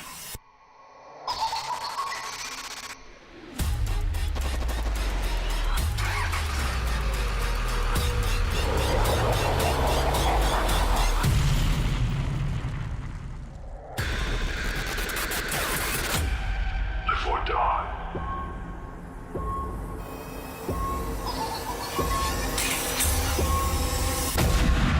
Make your choice.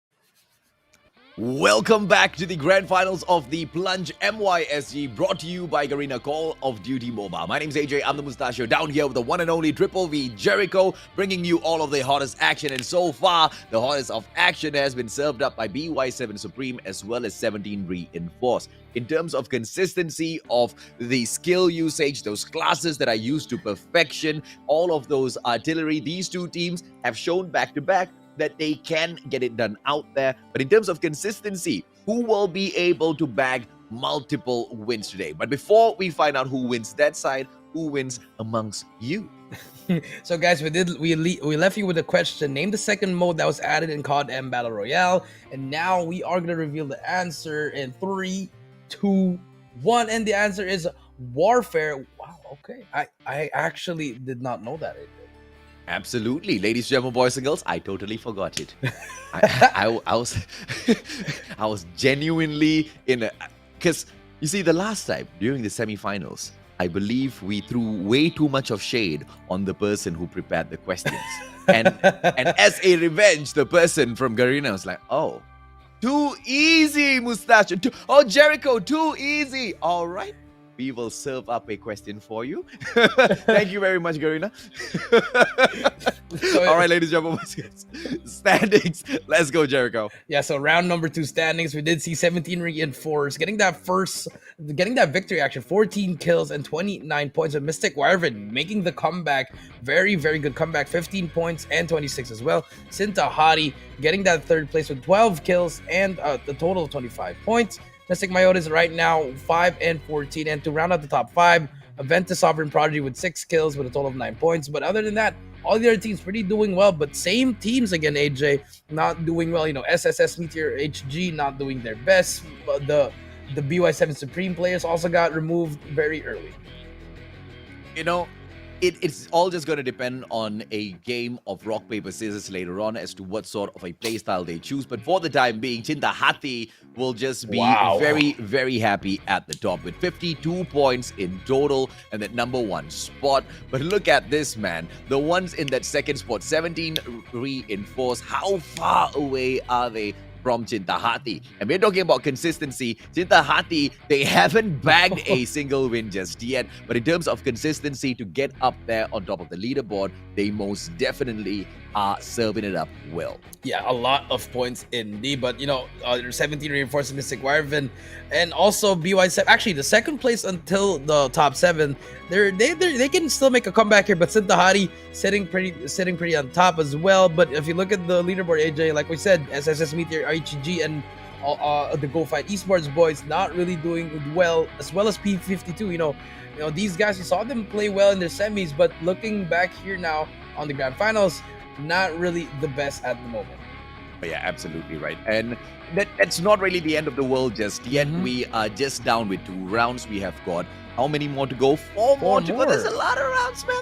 There's a lot of rounds. I mean, if anything has been set there on the board, you know, you take 2 of those rounds for any one of those teams. For example, like Triple S Meteor HG, who clearly seem to be off form at the start of the grand finals. Teams like that, now is where we want to see them rise up to the top, right? But it cannot be a slow start, at the very least in terms of those points. Still, in terms of passive plays, I want to see that come out of them a little too slow. Hopefully they don't take this. Yeah, but here we go, AJ. Round number 3 of the grand finals here.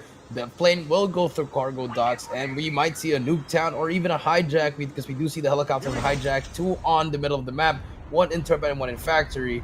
So we might see an early drop, a hot drop coming through. Actually, 2 teams, J and Y. That's gonna be a hot drop coming through. Reminiscent Sevenfold Cleric, and as Legend of Chaos, if I'm not mistaken, gonna be early drops as well. So another passive play coming through, but we might see another team get eliminated fast.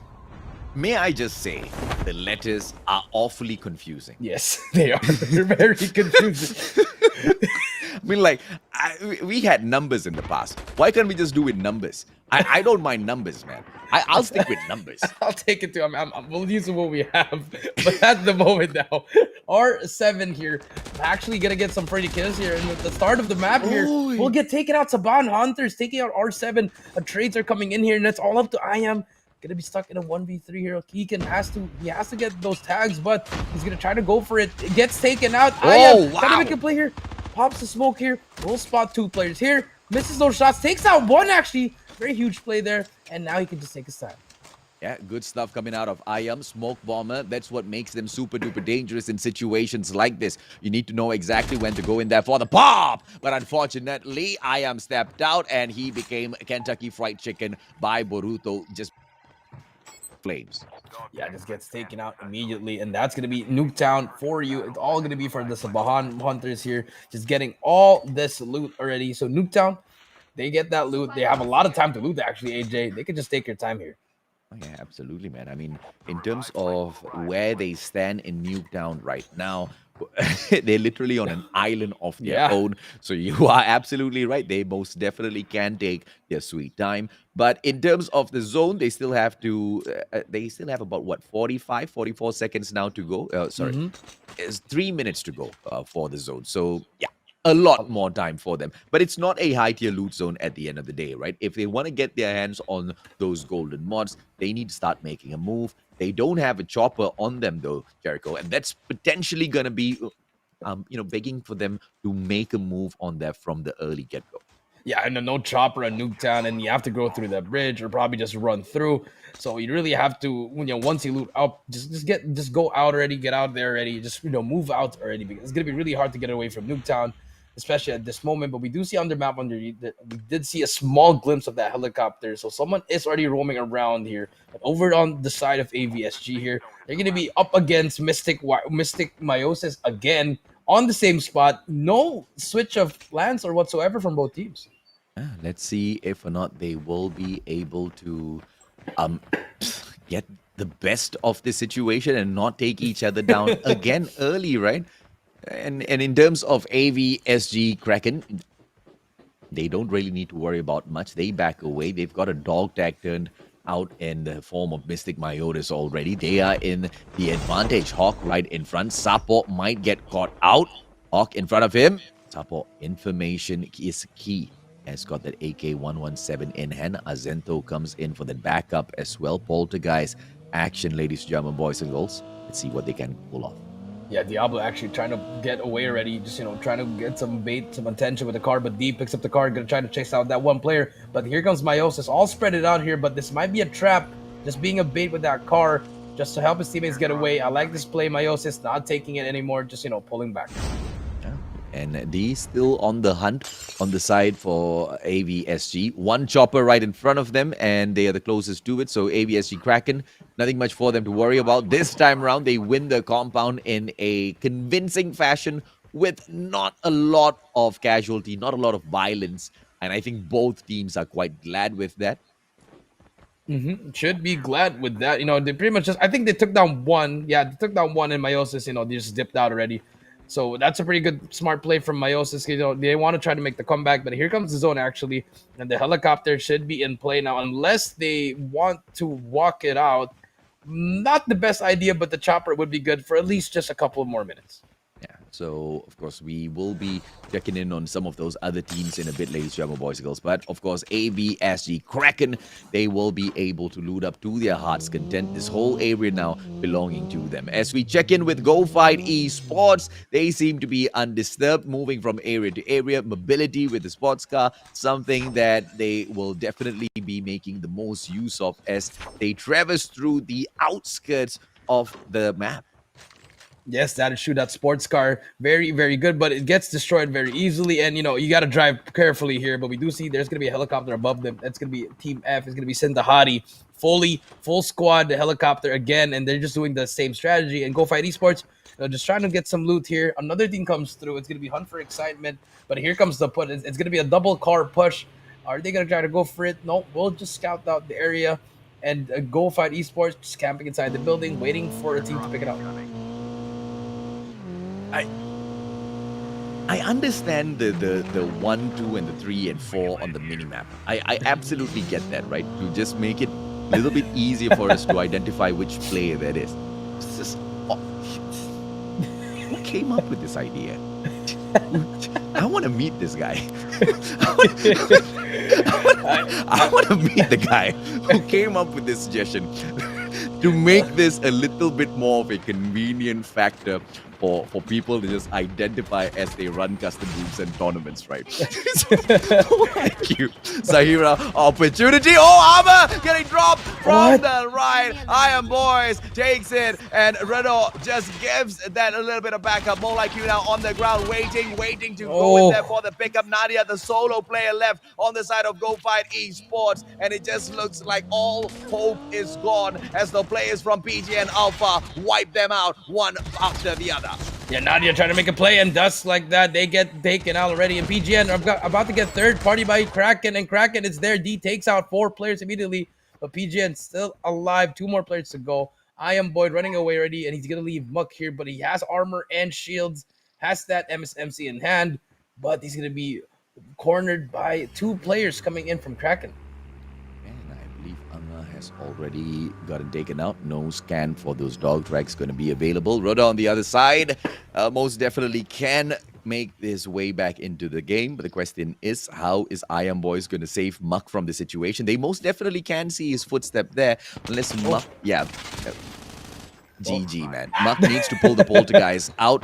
How is he going to run out of this situation? Here comes Azento. It's just going to be a quick bait and switch. Worst case scenario for them. I mean, look at all 4 players step into the toilet together. Just don't you guys think that's a little bit of an overkill?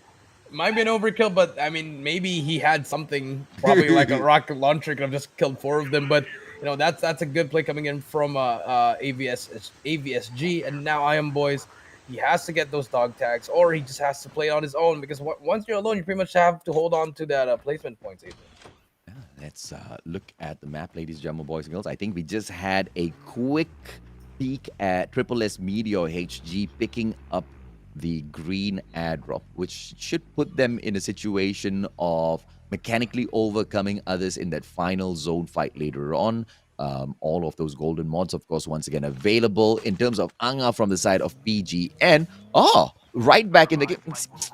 Wow. Okay. Garina, the bug. Garina, the bug. Right back. But it's all right. Red as well as Muck. 2 more dog tags to go in here to pick up. Carl, from afar, snipes. Wow. Just a little bit too far, I believe, to make any sort of a lot of noise, even if they do get a knockdown here. Yeah, it's just very impossible. I mean, yes, you can get a snipe there, but how are you going to finish the kill here? But here comes... Can he try to get someone off the helicopter? Legends of Chaos, not... The helicopter's going to explode. Jump out already if you are Legends of Chaos. But I like this. HGSSS. Look how slow they are, AJ, but they also have that helicopter for the help. They have eyes on the airdrop. We'll try to spot some enemies here. But HGSSS still very, very passive here, and I like it. You know, they had they had 2 bad games, but now they're trying to make a comeback on this 3rd game. And they're trying to get the tank too. And once they get their hands on the tank, we will be able to see a lot of kills potentially drop on their side. And it's not easy. Playing the tank is definitely not easy. If you guys check out my stream from yesterday, you will understand that I have given up on tanks officially. No way in hell am I ever going to sit down in a tank anymore. I don't know how you guys control it, but, you know, if they are able to step out there, ladies and gentlemen, boys and girls, it's going to be a GG. BY7 off screen, Arico, they're just making quick work of the team right in front of them. PGN, on the other hand, will be successful. Redo as well as Muck on the way back in on the revive flight there. Yeah, very good play. They got the tags here, but as you can see, PGN S4 here is getting chased by actually a player. They're just trying to drive around here. But this car's actually about to explode, so not the best option. He has to jump off, maybe go back to his teammate, but he's still going to be forcing this car. Let's see exactly. Who is that? Is that a Kraken chasing them? And there's another vehicle coming from the back as well, ladies and gentlemen. Boys, Miotis! And a quick collision there, and it's a 3-way battle with the vehicles. Anga is on fire, literally, with the vehicle, and needs to jump out. And, well, should be jump right back into the safe arms of the rest of the team members, but it just does not seem to be the play. Anga just still driving around in that vehicle that's on fire. Yeah, just, try to do something. Maybe he's going to use it as a car bomb or something, but he's getting chased by a lot of teams. One more shot, that should be it. And there we go, jumps out, and Yeah, did not go well for him, unfortunately. But there's gonna be another team in front of them. AVSG here just doing a lot of things here. Kraken, there's gonna be one more team around the Malaysian Marine Corps coming in here, but BY7 as well coming through as well. But here we go. Can we see the third party coming through? Malaysian Marine Corps shooting them down already, but that's gonna be information for the Kraken boys to just get out of there, get out of the circle, get in, and then reset. I mean, the best play for Anga at that point of time would have been to just drive back to the rest of the teammates, and then worst case scenario, they get to back you up, right? But I guess, it is what it is, as you always say, Jericho. They don't get... I think Myotis in front of them with the vehicle. They go in there for the chase, and AVSG, it looks like the Krakens really want to hit it, but all they do hit is a boulder in that way. Unfortunately, they got the car that explode, and now Mystic Myotis gets away with it, but AVSG still fully kitted out, has a lot of guns here as well with armor. This is going to be a very good, their setup for endgame is actually really, really good here, but it's going to be a team on their left. It's going to be Sabahan Hunters as well. Let's see what's going to happen here. Can they make the play? No enemies in sight, and AVSG, they're just chilling now. AVSG, they are a little too aggressive for my liking, though. Although I do know they can definitely get those kills, as the leaderboard will show you right now. 7 kills so far they've managed to pick up for themselves. But you can't take those risky moves, man. You never know who you are going to catch. If you catch, for example, someone like Cinta Hati, it's going to be a GG. GG indeed, but now we're going to have a rematch on that last circle. AJ, it's going to be 17 reinforced and Cinta Hati on the estate side. They're going to be able to try to get some kills there, but we'll get that information. Cinta Hati still with 0 kills, AJ. Just, slowing it down now. They're just, they know they have that lead, AJ, so they just have to try to get some kills here and then get that first place. That's all they pretty much have to do here in order to win. There's gonna be a team in front of them. Aventus Sovereign Shogun as well in the raid side. Let's see how Cinta Hati can do this. Yeah, I mean, the worst that they can do right now is get involved in an early fight, get taken down, not even get any placement points for themselves, right? The best that they can do for themselves, just guarantee yourself a spot in that final zone. Top 3, placement points are perfect, and then bag a couple of kills and continue with the performance that they've been bringing in here so far. They're not aiming for that number 1 spot. They're just aiming to slowly creep up and just remain at the top of the leaderboard. And I think their current plans are solid. Look at that, man. A double loadout setup coming through from all of these players, but they've been focusing very clearly on those pink airdrops, not really going in for those green ones, and that's not something they are going to be very happy with. Ooh, smart plays coming through from Espada, knocks Nadic down onto the ground. The P52 to pick their team member up is not going to be that too difficult. Yeah, but this is going to be the one that they need. Cinta Hati going to get that third party in, but P52 takes out 2 players, but here comes Cinta Hati, got to get the trade coming in. We'll try to find 2 teams here, and Cinta Hati, just all they have to do is pretty much wait here, but P52 getting all those kills, but here comes 7, gets 1. That's 2 kills for Cinta Hati. There's going to be another team. P52 is still inside raid. Let's see if they can try to get some kills. Yeah, he's just going to be gaped from the back. Espada needs to find a kinetic armor overcharger, something that seems to be a little mythical in this particular map at the moment. Not many of those players really pumping it through. Lupin back in that revive flight. 20 more seconds, they will have to stay alive, but right behind them, here comes that attack from the Ivan and the players from Triple S Video HG. They back away as fast as they can. Carl gets knocked down onto the ground, killed in action. Jin as well as Man, they need to find a way to survive somehow. Yeah, they have to find a way to survive. Indeed, AJ here. SS Man with the truck here, very, very important here. He can just swoop up his teammates and get away already, but he decides to go down, and they are in a very, very tough situation. AJ just being trapped by all these teams. Myotis right behind them as well. They have to do something here. Try to maybe get away, use that truck to their advantage, but they want to take the fight. HG Triple S now on top of the hill with Carl out of the equation. I don't think they've gotten that dog tag just yet, but it's something that they will have to deal with for the time being, because there's way too much of pressure all around them, and they are just not able to make a play, ladies, German boys and girls. And now we switch on over to Cinta Hati with the fight that they've just been dealing with from moments ago, because right on in front of them, Peace 52, they just don't want to let go of this compound. And even if they do get out of here, it is going to be a fight against Mystic Viben, who do have that advantageous high point right in front of them. Yeah, they have to make their smart choices here. If you're Sintahari, you have to pick someone from Mystic Wyvern, but at the same time, you have to take care of P52 because they're just right there on that basketball court, agent, like right below Raid. So it's gonna be very very hard for them. They have to choose it properly. But Sintahari, they have that control that they need, fully kitted out with double loadouts, AJ. So I like this play coming in from both from this team. But over on the board of SSS, they're getting chased by a team from behind. It's gonna be Kraken. They're just running away with no armor. Finally manages to armor up. But now the SSS, all they have to do is get away there, and that's what we like. Lupin picks him up, and now they can reset. Oh, absolutely, man. Solid play coming through from the Meteors HG. One pink ad drop, which they will have to drop in here and quickly pull away, but just not really nailing that stop there. A lot of firepower from the back. It will be a situation where they have to just drop by quickly and get out of. And Meteors HG just not having the best of time in this particular grand finals. Yeah, not having the best of time indeed, but here comes Gabe with the SMRS. We'll try to hit anyone. Will not get anyone, but Sintahari is here as well. Rogue takes out one, and just like that, Sintahari, unfortunately, the circle is not with them. Positioning is not with them as well, but the third party comes in. It's going to be their brothers. MYSG is going to be helping them, not trying to help them, trying to take them out of the competition. Dream takes out Sintahari, and now Mystic Wyvern just pretty much just doing a lot of stuff here. The tank is also with them, and they can actually make a play here. Yeah, let's see exactly what will that play be, right? Because with the snowboards, there's a little bit of extra mobility to catch up and drop Hawk. And that is about it for the side of Mystic Myotis, ladies and gentlemen, boys and girls. Mystic Wyvern now with Hacks right in front of them. KW exposes himself. And there's no way he doesn't have the golden mods on that gun. Yeah, that gun just shredded one player, but here comes the push. Setup gonna be the aggressor. Will try to shoot someone, but the smoke comes in, and that's what you need for that smoke blast. He's just getting all those giving trouble for the other team here. And Wyvern, they have to push back here, but Dream will try to take out Lupin. He's one shot, has the echo, pops the smoke out, but takes him out. And now Mystic Wyvern, 12 kills on the board, but one of their players is down, and Hacks manages to pull back.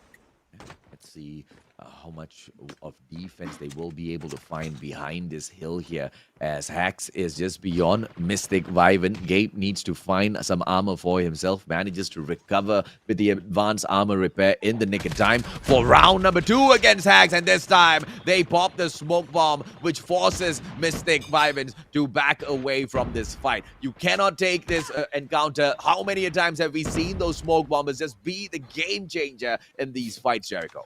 Yeah, a lot of times, just, getting away once you get that shot. But here comes Selup, takes him out through the smoke. Doesn't matter if you're the spotter, AJ. Selup just takes him out. That beautiful, beautiful M21, AJ.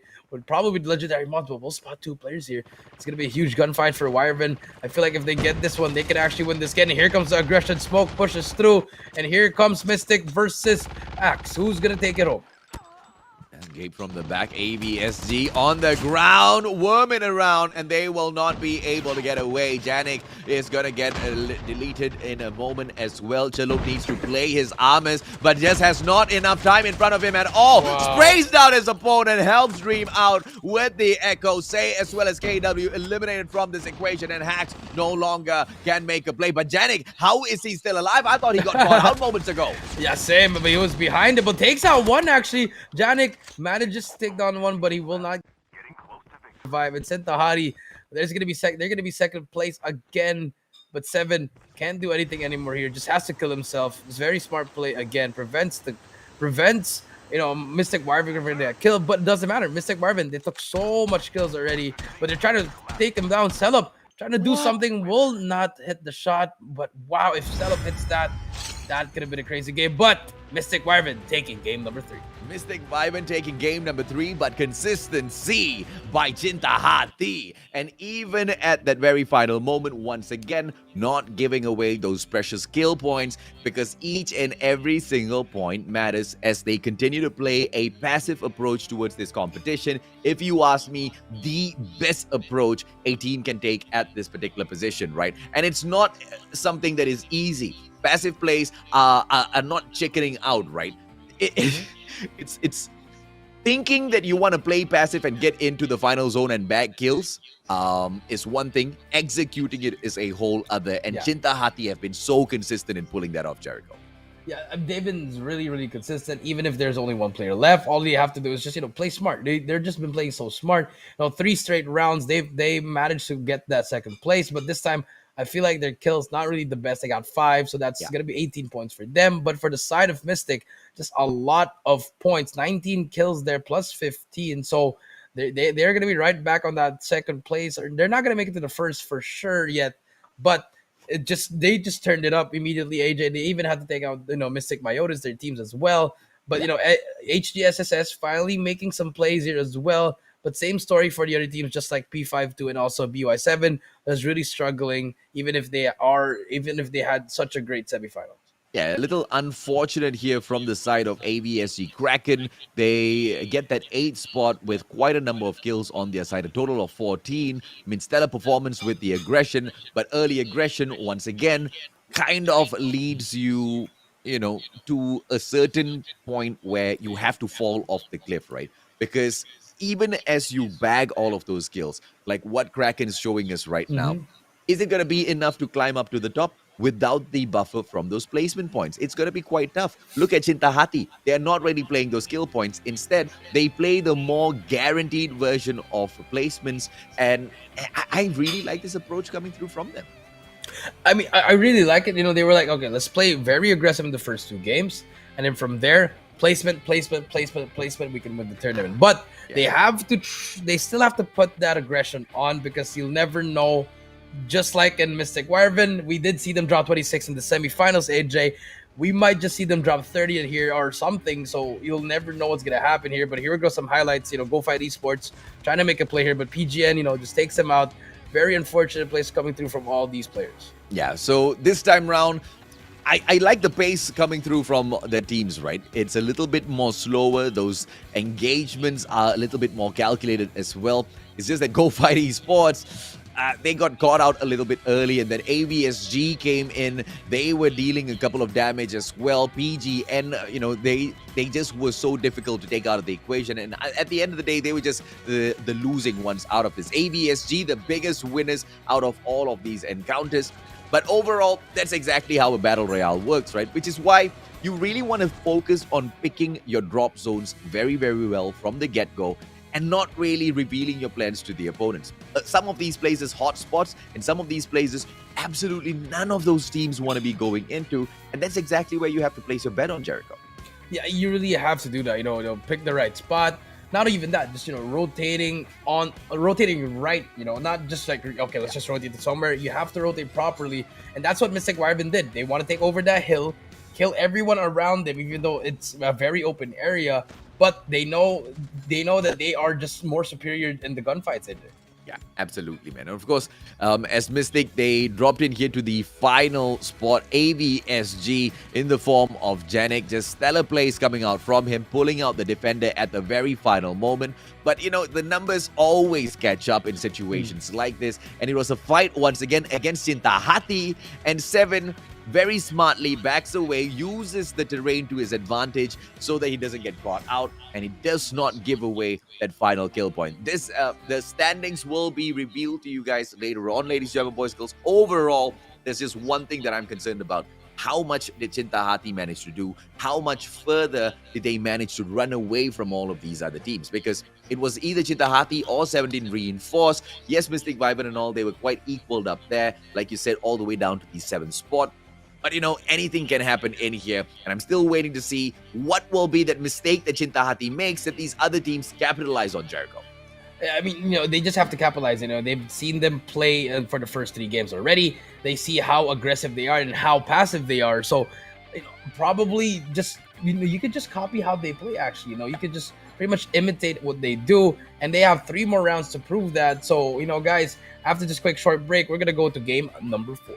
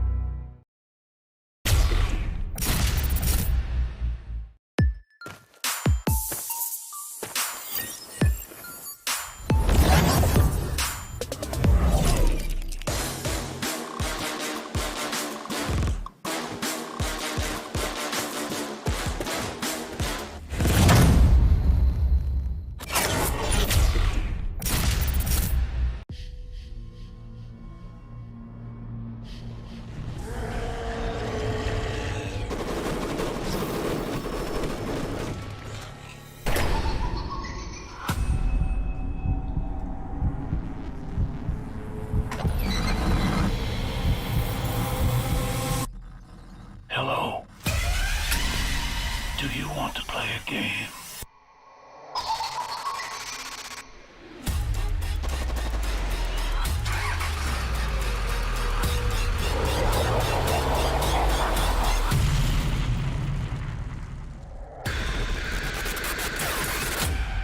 Live or die.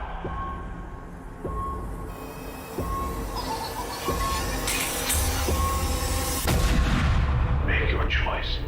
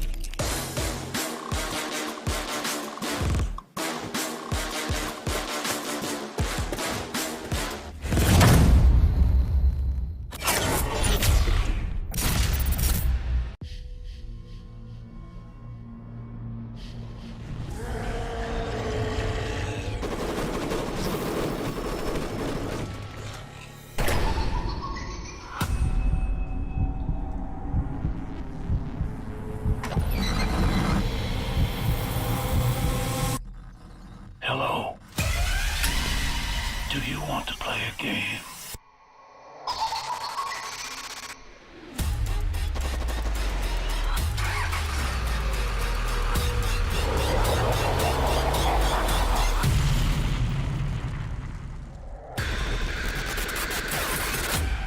Live or die.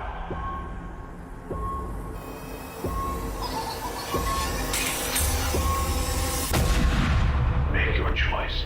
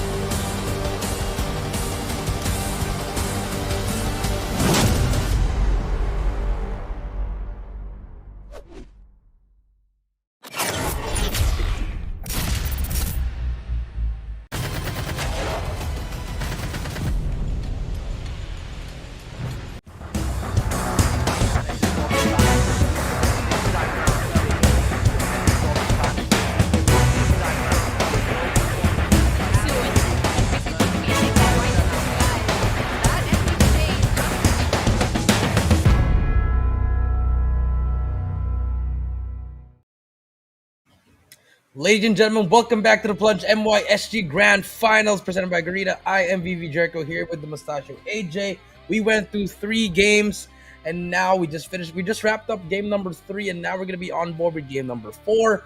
A change of pace on every single round, AJ, and this time round number 4. This is where things get a little bit hotter now because we're starting to see who's going to be that top 10, who's going to be that number 1. So we might expect a lot of things happening here. With that being said, these are the standings that happen in round number 3, AJ. Yep, absolutely. Mystic Vibin picking up the number 1 spot. And of course, managing to maintain that number 1 spot as well because of the monstrous amount of kills that they've managed to bag, right? 19 with a total of 34 points now. They try their best to catch up to Cinta Hati. From earlier on, Mystic Vibin, they were at about 29 points. So, this seems to be enough, but is it going to be enough to overtake Cinta Hati, right? Because they've managed to grab 18 points out of this game as well. Venezuela and Kraken, they will be able to get the number 2 spot with an 18 points. And Zaba Hunters with the 4th spot here with the 17 points as they equalize with MYSG Prodigy to grab that 5th spot, Jericho. Yeah, 5th spot indeed, AJ. And then for the 6th spot, Hunt for Excitement with 14 and 17 4th with 13 as well. But look at that, SS Meteor HG finally slowly climbing up. They've placed around the top 15 in last round, but now in round number 3, they're finally getting some points here, but they still need to do a lot to fear. But the surprising ones, AJ, P52 again, BY7, PGN, and the 2 BY7s and PGN is not really doing a lot of damage in this round number 3. Oh yeah.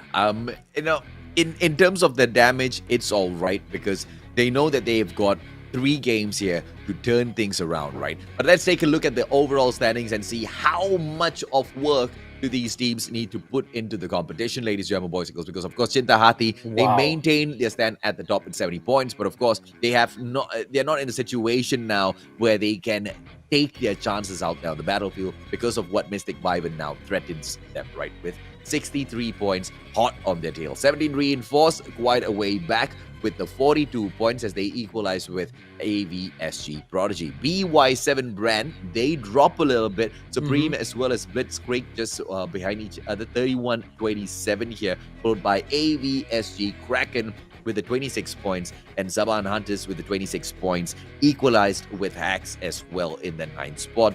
And wrapping up the top 10 would be MYSG Shogun with the 24 points, Jericho. Yeah, no, all these teams are very close, especially 6 through 18. Actually, just all close. They can just still switch up the leaderboards here, AJ. But if you're Cinta Hati, now you can't be passive again. Now you got to do what you did in game 1 and 2 again. You got to get a lot of kills. You can't get single-digit kills. You have to get at least top 3 and at least get maybe like 12 or 13. Because Mystic Vibin, they're gonna be hot off that win. The momentum's gonna be on their side. So it's gonna be very important for Cinta Hati to keep that lead, or unless Mystic Vibin pulls off another 26 kill around AJ and they can just overtake the game. And the fact of the matter is they are capable of doing that, right? But they're not really hitting the right stride just yet. Mystic Vibin, we know exactly what the setup they are looking for. They want to go in and they want to hit those airdrops. They want to get all of those golden mods on their side. The double loadout coming through from the gunsmith most definitely will be useful as well. But as I say that, it's the dream of each and every single one of these teams out here. They want to get the best weapons to get into that final battle out there on the battlefield. But getting to these weapons, getting to those hot spots will force you into some uncomfortable positions where you are going to be backstabbed.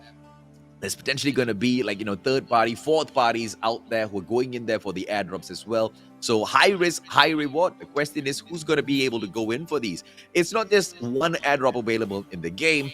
So that's exactly where RNG steps in as well, right, Jericho? Yeah. How many people decide to go in for the same one at the same time?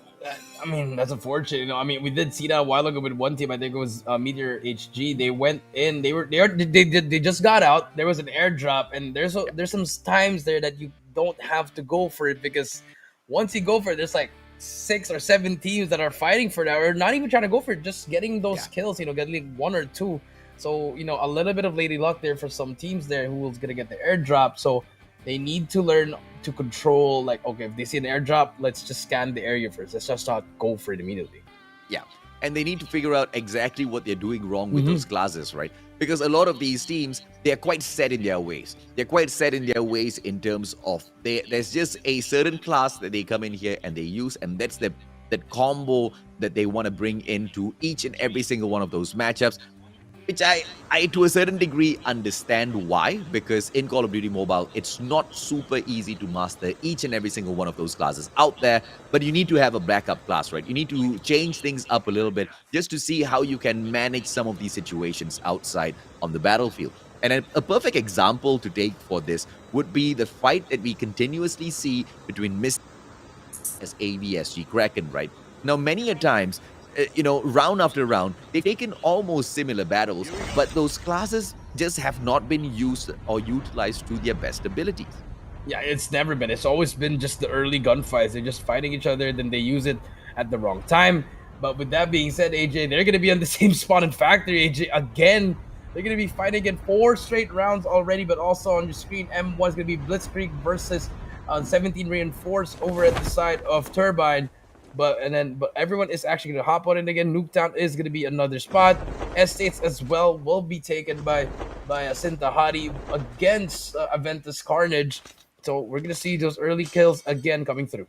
Yeah, AVSG Carnage, they have to be really careful. They're going up against the ones that stand supreme at the top of the leaderboards, right? And Carnage, on the other hand, they have been struggling in the competition.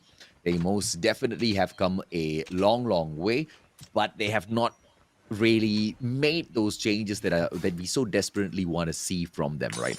We do see those mechanical capabilities improving a little by little over time, but what still gets me is the strategies as to what do they prioritize on mainly when they jump into these matches. But the one thing that I will be happy with is they jumping in this time around with a full squad. I'm happy with that. That's actually good. No more spreading out here. But now hopping on board with the Sabahan Hunters, they're gonna be going up against the Reminiscent Sevenfold Cleric.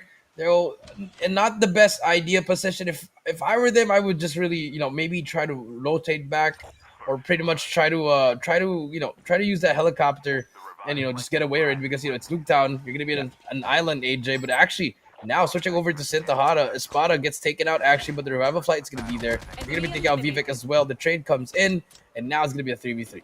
Yeah. See, now we can see the mods. So it most definitely was a bug that we encountered earlier on, because when they have no mods added on, you usually just see that area just grayed out, right? So something to most definitely keep an eyes on. Our eyes out for, ladies, gentlemen, boys and girls, in case it does creep up on again, because I'm curious on whether it's a bug or I'm just getting something wrong here. AVSG, Hardy right in front, Zephy in front as well. FHJ will exactly be the solution here by 7. One more shot, and Hardy does not pull out the flash just yet. He's just playing with fire, and 7 should be able to get that chopper out of the sky.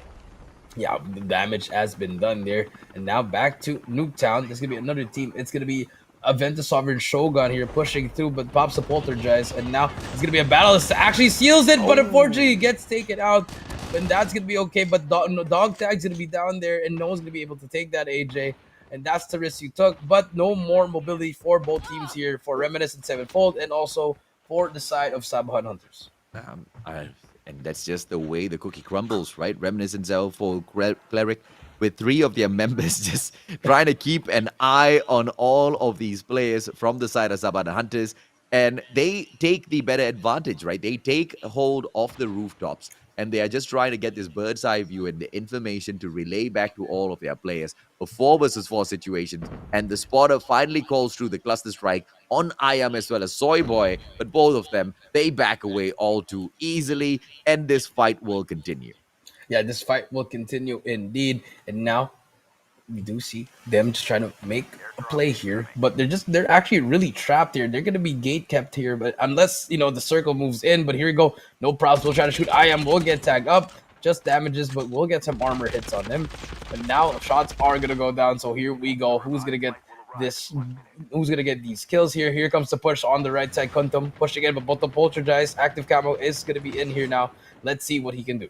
Yeah, no pro. On the left-hand side, Ayam will not be able to take any of those early shots just yet. Hasn't been called out by his team member. They are all playing super passive, and this will be the point where they will come in there for the attack. And no pro, this is where he says bye-bye, but with the echo in hand, prevents the takedown. Smart plays coming through, but oversteps his boundary. Oof. Gives that takedown to Iam way too easy, who has the Cordite in hand, sprays him down. And Saban Hunters, they are one man down. Let's see what Boruto can do. Ninja grapples all the way to the roof. Across spotter once again called out just to keep the boys from the side of Iam inside of that house. Yeah, but just as soon as he said that, it's going to be another team. Aventa Sovereign Shogun as well. Third party comes through. Boruto takes out one. He tries to take out one player here, but here comes the flank. Can he try to do something here? Just hitting them, but the transfer shield and the bridge is going to get taken out as well. Iam gets taken out, but a core died, but no props is going to be on that revive flight. And now he has to reset on his own. But here comes Shogun as well, trying to make some plays here. One more team to beat for R7. R7 now, MYSG, are they going to be able to back them as well? Yes, Kiddo gets the first kill in here. Iam for the backup as well. And Rex gets taken down way too easy with the MSMC. Soy Boy on the ground, but the backup from Iam now. Once again, Guntom, are we going to be able to see them bag everything? Yes, ladies and gentlemen, boys and girls, the answer is an absolute yes. 6 kills in the bag so far, and it does not look like R7 wants to start slowing down. Definitely not slowing down. Early start for them. That's good. 6 kills already. Even has a helicopter for them to move out. But here on our screen, PGN trying to click out Kraken immediately here. And finally takes him out. And that's going to be it for the boys from Aventa Sovereign Carnage. PGN getting that 1 kill. But they're going to get naded as well by another team, if I'm not mistaken. But they're over at the lighthouse with not much loot. But they just wanted to get that kill. That's going to be impossible for Carnage to get that dog tag, AJ. And Alpha now, as they close the distance between themselves as well as AVSG Carnage, Hardy and gang, they back out of the situation, just opening up the compound for the side of PGN as they try to get in. But mobility-wise, they need to find themselves a vehicle as time now starts to run out. Overall, they're not too far outside from where they want to be. In fact, they are safe within the current and, in fact, the next safe zone as well. Chintahati from a bomb up top. Iam boys, here comes a smoke bomb as they drop in. Spotter in the sky. Redino in front. Iam boys gets the knock, but unfortunately, the numbers overwhelmed. Oh, numbers overwhelmed indeed, but we still have Muck here with full shields as well. He's gonna try to trade that 7, trying to make that play here. But here we comes the MX sign's gonna come through here. Who's gonna get that shot going? 7. So about to get taken out, but Muck's still alive. Brings out another gun and takes out Sintahari. 7 gets taken out. But they managed to get some dog tags there, so the reset still comes in there, AJ. But PGN showing up to the party early. Yeah, and I mean, it was due time, man. PGN Alpha was really wondering where they went. And finally, Carl up into the air once again. And this guy, he is all pumped. Manages to get the knockdown as well. But Marty from the back, from the side of Hacks, takes him out with the AK-47. And now, Fluffy off screen will be going down for the take-in as well. Taji from the side of Hacks. This is just a showdown between the two teams that does not wear down. But unfortunately, we do not get to spot the third player from the side of Triple S Meteor HG. I don't know if he ran or he was already separated from the team a little bit from the get-go, Jericho, because he just wasn't there for the backup. Yeah, he wasn't there at all. I mean, if you look at the map E3, that is the last player from the SSS Meteor HG. He just pretty much was chilling there. You know, I think they had a different kind of strategy. You know, a 3-1 split maybe, but you know, Hacks just overpowering them. Just the better team with that gun supremacy, mechanical supremacy, AJ. So, you know, not really going well for Meteor again, but Hacks, they have to start making a comeback. They are in the top 10, but if they want to secure that place, they got to get more kills here. Yeah, and of course we switch our attention over to AVSG. These are the Krakens, and Zento gets taken out by BY7K. And Barrio, he sees a player right in front, but he gets his plate cracked instead. Needs to go in here and armor up. Will have that backup from D as well as he tries to reposition himself. BY7 Supreme, the ones who have already taken 1 win in the competition so far. But of course, we jump one back towards Hacks as P52 comes in for the challenge, and Hacks, they are still on the prowl for those kills. Yeah, they're still gonna be on that kill hunt, AJ. But here comes Mystic, Wyvern, AJ. These guys know how to do it. But Taji putting some shots down, and Smoke is in. Cluster Strike comes in as well, and Say they have the pressure going. And I like this coming from Hacks, even though they are outnumbered. They're just putting so much pressure against Mystic Wyvern. They managed to get away. I think they should be able to maneuver themselves in for the defense behind that building, behind that compound before Hacks becomes too much to deal with. But KZ just going in here with the drive-by, distracting Hacks, and that just buys the opponents a little bit of extra time in here. But now HGSS with Man driving in with Big Bertha. Big Bertha will be able to give him that extra bit of ability out there on the battlefield, as well as the defense. And HGSS, they don't have to worry about anything, but right in front, Man gets taken down, and that's about it for HGSS. Yeah, HGSS just very, very unfortunate on the 4-1, and then P52 gets taken out as well by MYMC. But AVSG here will try to spot someone, but Hacks, they're just playing in the middle. There's going to be another team in front of them. Helicopter comes through. Go Fight Esports on your right as well. Taji trying to put some shots down, but nothing will hit. But Go Fight Esports now, AJ.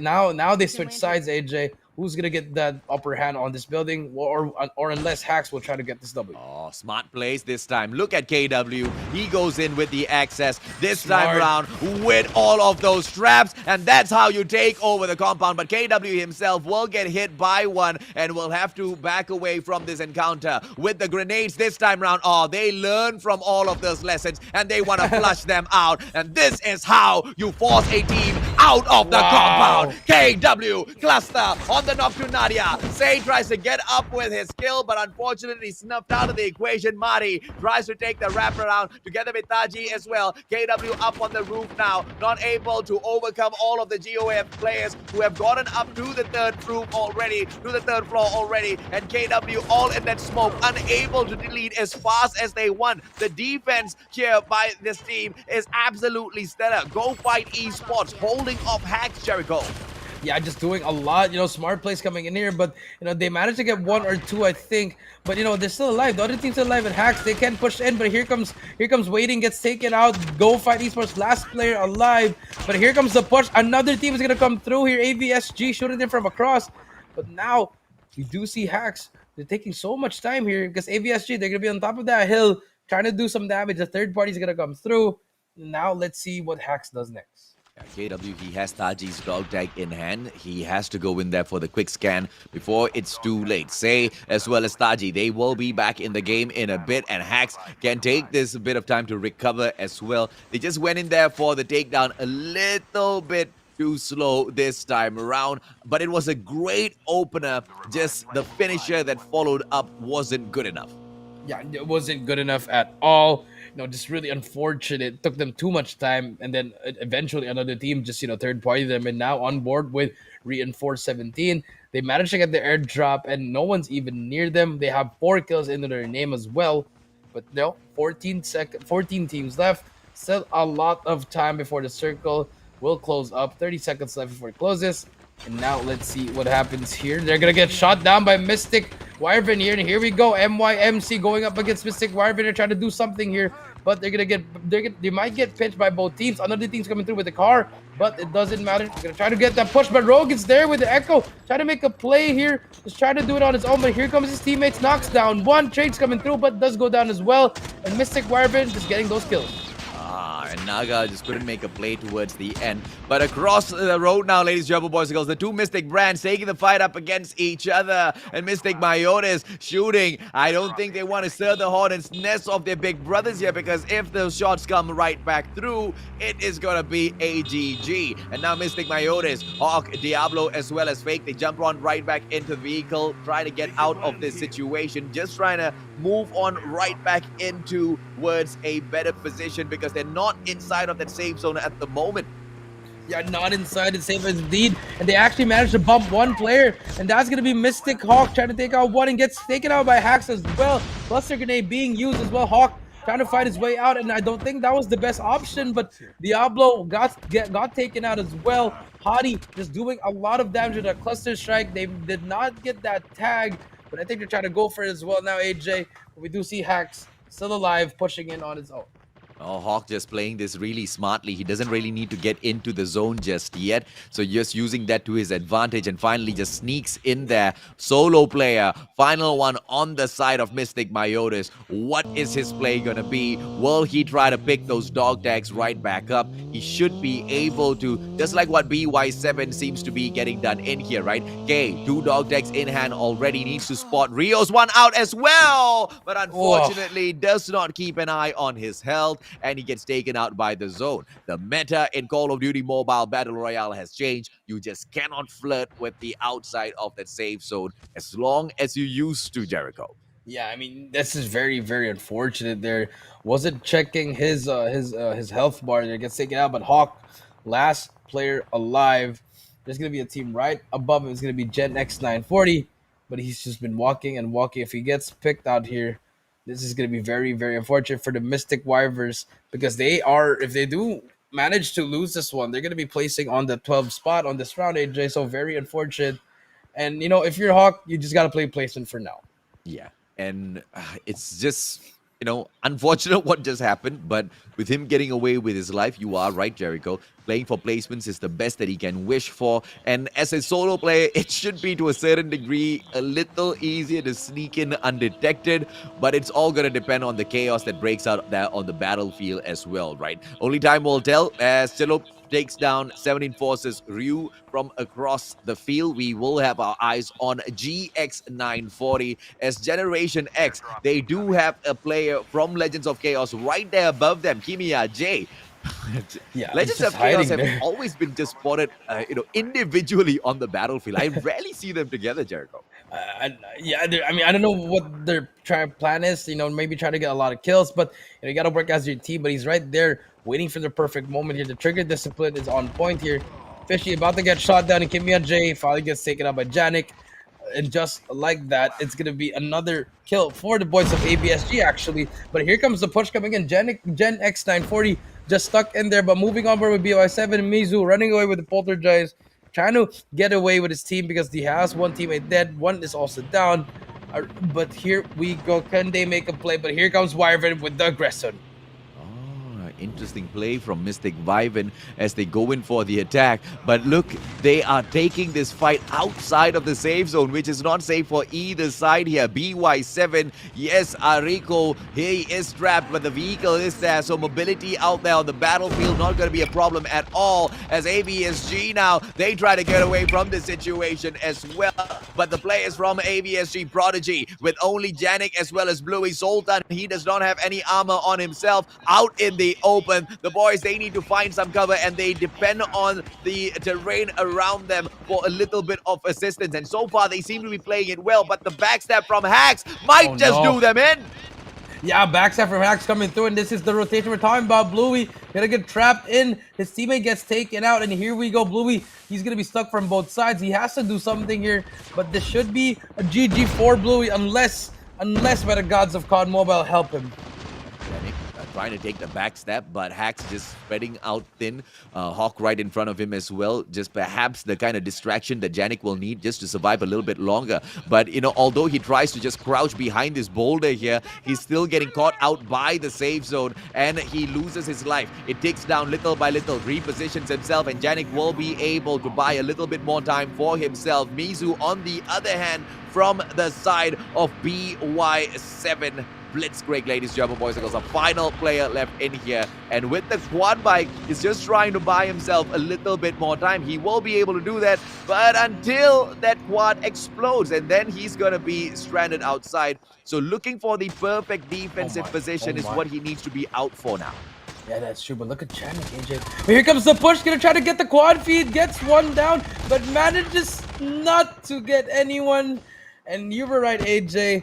1v4 on Blackout, it's not gonna work. Just too much armor, and that wasn't the perfect spot if you were that player, AJ. Yeah. Now it's gonna come down to 6 players. Hacks on top right now with 15 kills, and they have that advantage, but the circle's about to move in. Smart plays coming through. Ooh, hacks! Brings the Fennec out, and look at the number of bullets that he has in within one of that mag itself, man. Should be able to spray down anyone who steps up in front of him. Hacks once again, this time with the M13 Morningstar Gape in front, and he will not be able to make it away. KW as well as Marty bagging everything here for themselves, and Hacks so far with the 19 kills, looking for the 20th one onto Chilop, and Chilop has been spotted. Yes, the spotter gets called onto him. SMRS gets pulled out as well, and M13 Morningstar should be able to finish Chilop off, but the guy still maneuvers around the battlefield, and all of that smoke just gives him the cover that he needs. But is he going to be able to play the numbers? Chilop from afar hits Marty and takes him out of the equation. Is he going to be able to bag another one as well? Taji finishes it off with the echo, but well played by Mystic Chilop. Yeah, I mean, very unfortunate, but Hacks finally getting that dub, AJ. And I thought we were going to see a crazy 1v3 in the end, AJ. We've seen Chilop hitting some crazy snipes through the smoke, AJ. But unfortunately, numbers advantage, and Hacks, they pretty much had that whole game. Once they took out the last player behind the boulder, all they had to do was pretty much just wait, and that's what they did. Yeah, I mean, these days, whenever I go in there for the solo versus duos or the solo versus squads, I don't even carry a sniper anymore, bro. I go into the loadout, I throw in my best, SMGs in there. I go in with a double SMG loadout, because out there on Blackout, or even isolated right now, with the change of the adrenaline system in towards the armors, it's just so difficult to spray down your opponents. And I like what Janik did. It was a chance that he needed to take, but the mistake that he did was he focused on trying to spray down both those players. He should have just stayed hidden, taken one player down, and tried to wrap around and play that to his best of abilities. But of course, ladies, German boys and girls, it is one thing to dream of it. It is another thing to execute it out there on the battlefield. But Hacks getting that number one position, this gets outshined by Team 15 here, ladies, German boys and girls. It is the one and only Mystic vibe. And look at the number of kills they bag for themselves here. How many is that? 28 kills. My goodness. That is a lot of kills coming in there. And a surprisingly, no Sintahari in any of the top 3 or top 5, AJ. I think they placed really low, AJ. But, BY7 finally getting back with no kills, but they finally got that 3rd place. Good placement points coming out from them. But unfortunately, even if Hacks won that first game, Mystic Wyvern, you're right, AJ, just getting more kills. I've got big questions here for P52, for HG Triple S. Cinta Hati, sometimes you fall, that's fine. But let's talk a little bit about the Meteor HG squad. What is going on there, right? Because this is not who they are. They should be able to bag, quite the number of victories in here. We should be seeing them in the top, but they are just nowhere to be seen anywhere near the top.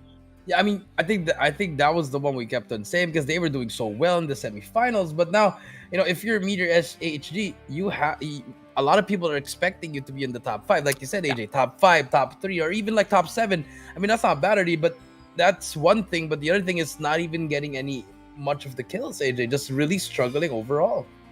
And it is what it is, ladies, German boys and girls. But of course, before we want to jump on over and give you guys another quiz, we've got the highlights in here as well. Let's take a quick look and see exactly what broke down in this particular game, right? Because from the get-go, it was the Saban Hunters taking the fight up against R7, and the Saban Hunters, they could not bag it at the end.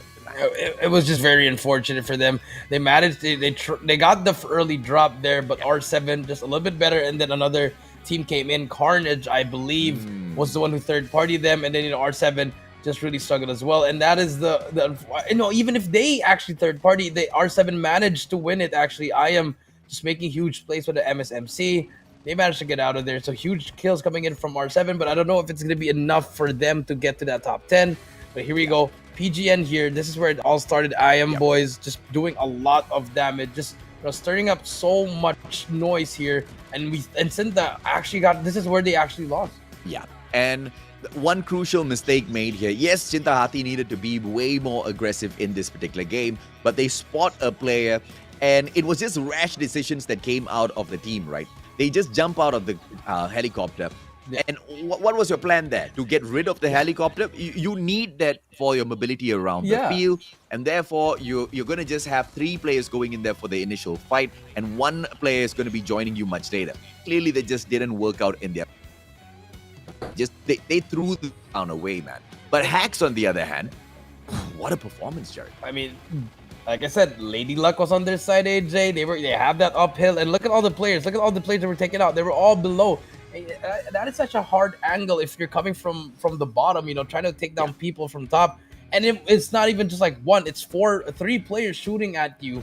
So it was very, very unfortunate. But you know, Hacks just doing a lot of stuff, and they had to get this dub. The kills were just on there, but even if with those kinds of kills, I think Mr. and Wyvern, they're technically like both winners of that round, Adrian. Yeah, absolutely, man. And you know, overall, Hacks, in terms of the leaderboards, they were not doing as good as they wanted to because it was not the best of starts from the day. But we do have a couple of more rounds in here. Ladies and gentlemen, boys and girls, before we do move on to a break, we have a quick question for you. When is the first release of CODM worldwide?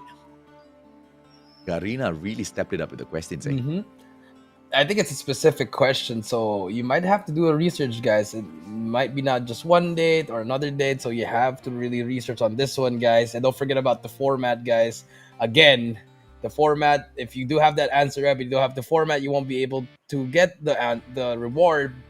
So don't forget it. So comment down below, right there, right after this break. You comment down, do your research, call everyone you need. But don't forget, you gotta put your answer, your name, your open ID, and hashtag take the plunge. So answer, IGN, open ID, take the plunge. That's it. Absolutely. Ladies and gentlemen, boys and girls, quick short break. When we come back, more action from the grand finals of the plunge MYSG.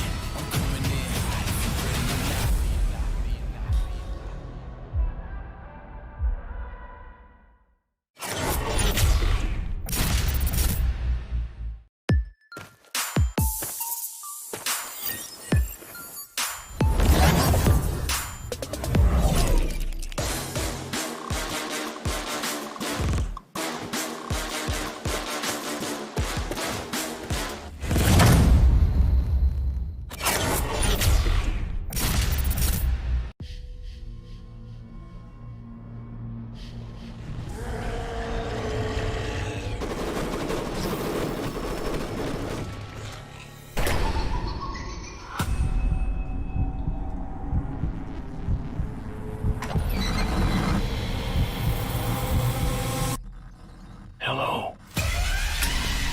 Do you want to play a game?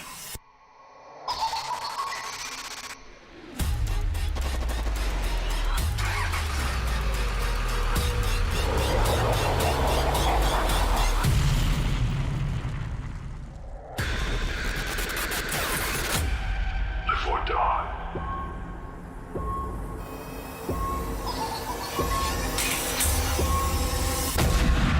Make your choice.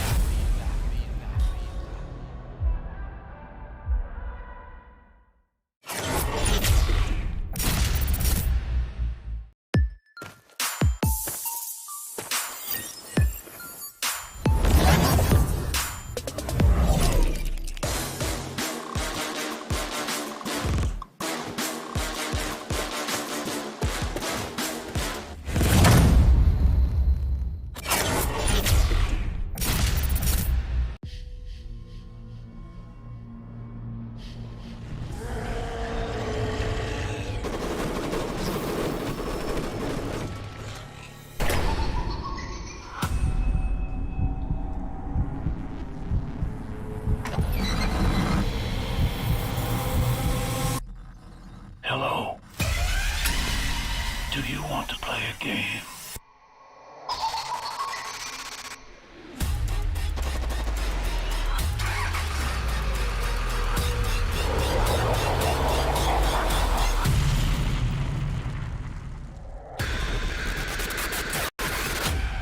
Before dawn.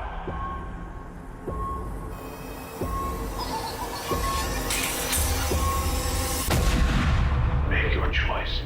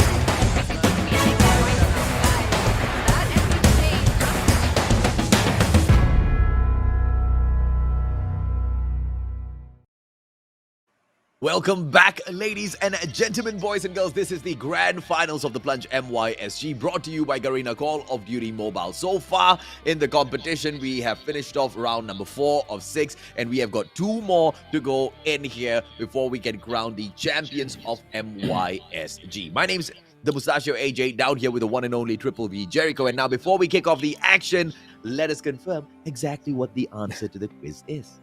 So when is the first release of Call of Duty Mobile worldwide? And the answer is, production, kindly send it, October 1st, 2019, guys. And so, yeah, go ahead. I was going to say, I know this one because this was 30 days before I decided to start my streaming career, because I started off with Call of Duty Mobile. This was that game. And as soon as it was released, I was like, this is that game that I'm going to launch my streaming career with. Ladies and gentlemen, boys and girls, Call of Duty Mobile. Now, a lot of these other players out here at the Plunge as well, Jericho, have come in here with the exact same dream, right? To take this game and to make it their main source of, I guess, entertainment as well as income as pro players in the whole esports ecosystem, right? Garena's helping them do it, but of course they need to help themselves to get up to that #1 spot as well. And so far, Cinta Hati, although they have done well in the previous round, they bombed out pretty early with an aggression, and they allowed the Vibans to take over. Let's take a quick look at the round standings just for that previous round 4. And as we were talking about it, Mystic Viban with the 41 points, Juggernaut seeding at that very top. If they had bagged the win, they would be even beyond that, Jericho. Yeah, they'd be beyond that, but unfortunately the tides were not on their side. A hunt for excitement. They had that upper advantage on that hill, but they managed to bag 22 kills with a total of 37, also winning that one. R7 with 12 kills and 21. Ventus Sovereign Prodigy with 12 points, and to round out the top 5, BY7 Blitzkrieg getting that 11 points. 17 reinforced there. They got the 6th position with the 10 points. The biggest question here is, was it enough to sneak them in or to help them stay in the top 5? We will see shortly, ladies and gentlemen, boys and girls, as the overall standings will be shown to you guys. But Peace 52, man, Triple S, Meteor HG, what happened here? I mean, I have no idea what's happening with those teams, especially Peace 52 and also Meteor, also even Go Fight Esports. Just those same teams that we've been seeing playing well in their semis just are not having it in this grand finals, AJ. And to me, that's absolutely unacceptable, right? Mhm. Especially from Triple S Meteor HG. We are talking about a team, overall that got that second place in the previous MYSG plunge. And now this time around, they are sitting down in that 17th position after 4 games. Absolutely unacceptable. But of course, with the tremendous performance out of the Vivens in that previous round, they've managed to launch themselves up into the number 1 spot and almost running away with the points up there. 28 points in terms of elite they have over Chitahati, who dropped to that 2nd spot, and Hacks, they are in the 3rd position, which they will be more than happy with at the moment with all of their consistent performance. ABSG Prodigy with the 54 points in that 4th spot, and 17 Reinforced, there you go, just helping themselves maintain the top 5. But of course, they want to climb up even further. They're not too far away from Hacks, but to catch up to Chintahati, they really need to put in the effort now. Yeah, they have to put more than just the effort. They just have to play probably perfect. They got to play like how Mystic Wyvern's playing. Just kill, and in the end slow it down and get the placement points. But their lead's pretty high now. In Chintahati, they have to make the comeback now if they want to get that top spot again. And then all the other teams, Saban Hunters and PGN Alpha, they can still try to manage to get the top 10 or even get to the top 8. But they have to be aggressive. Like I said, really, really aggressive. They can't wait anymore, AJ. They have to hunt for those kills.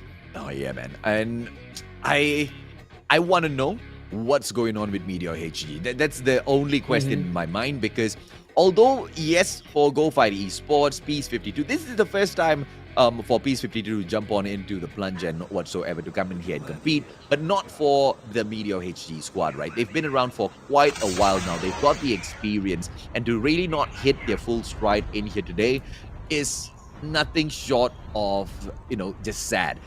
For them to find their path in the final 2 rounds, I don't know how much is that going to send their way as well, because obviously to climb from that 17th spot all the way to that number 1 spot is pretty much impossible. Yeah, it's pretty impossible, AJ. I agree with you. It's just going to be really, really tough. Well, I mean, let's see what happens. Round 5, it's just the beginning. Let's see who can, try to do what Mystic Wyvern's doing, just getting a lot of kills immediately. And we look at the same spot, Nuketown again, going to be dropped by Saban Hunters and by our Reminiscent Sevenfold Cleric. So just a lot of things here. But now, look at HGSSS again, just alone. They're not even together, AJ. They're not together. They drop between Array as well as the fracking tower, spreading out all over the map.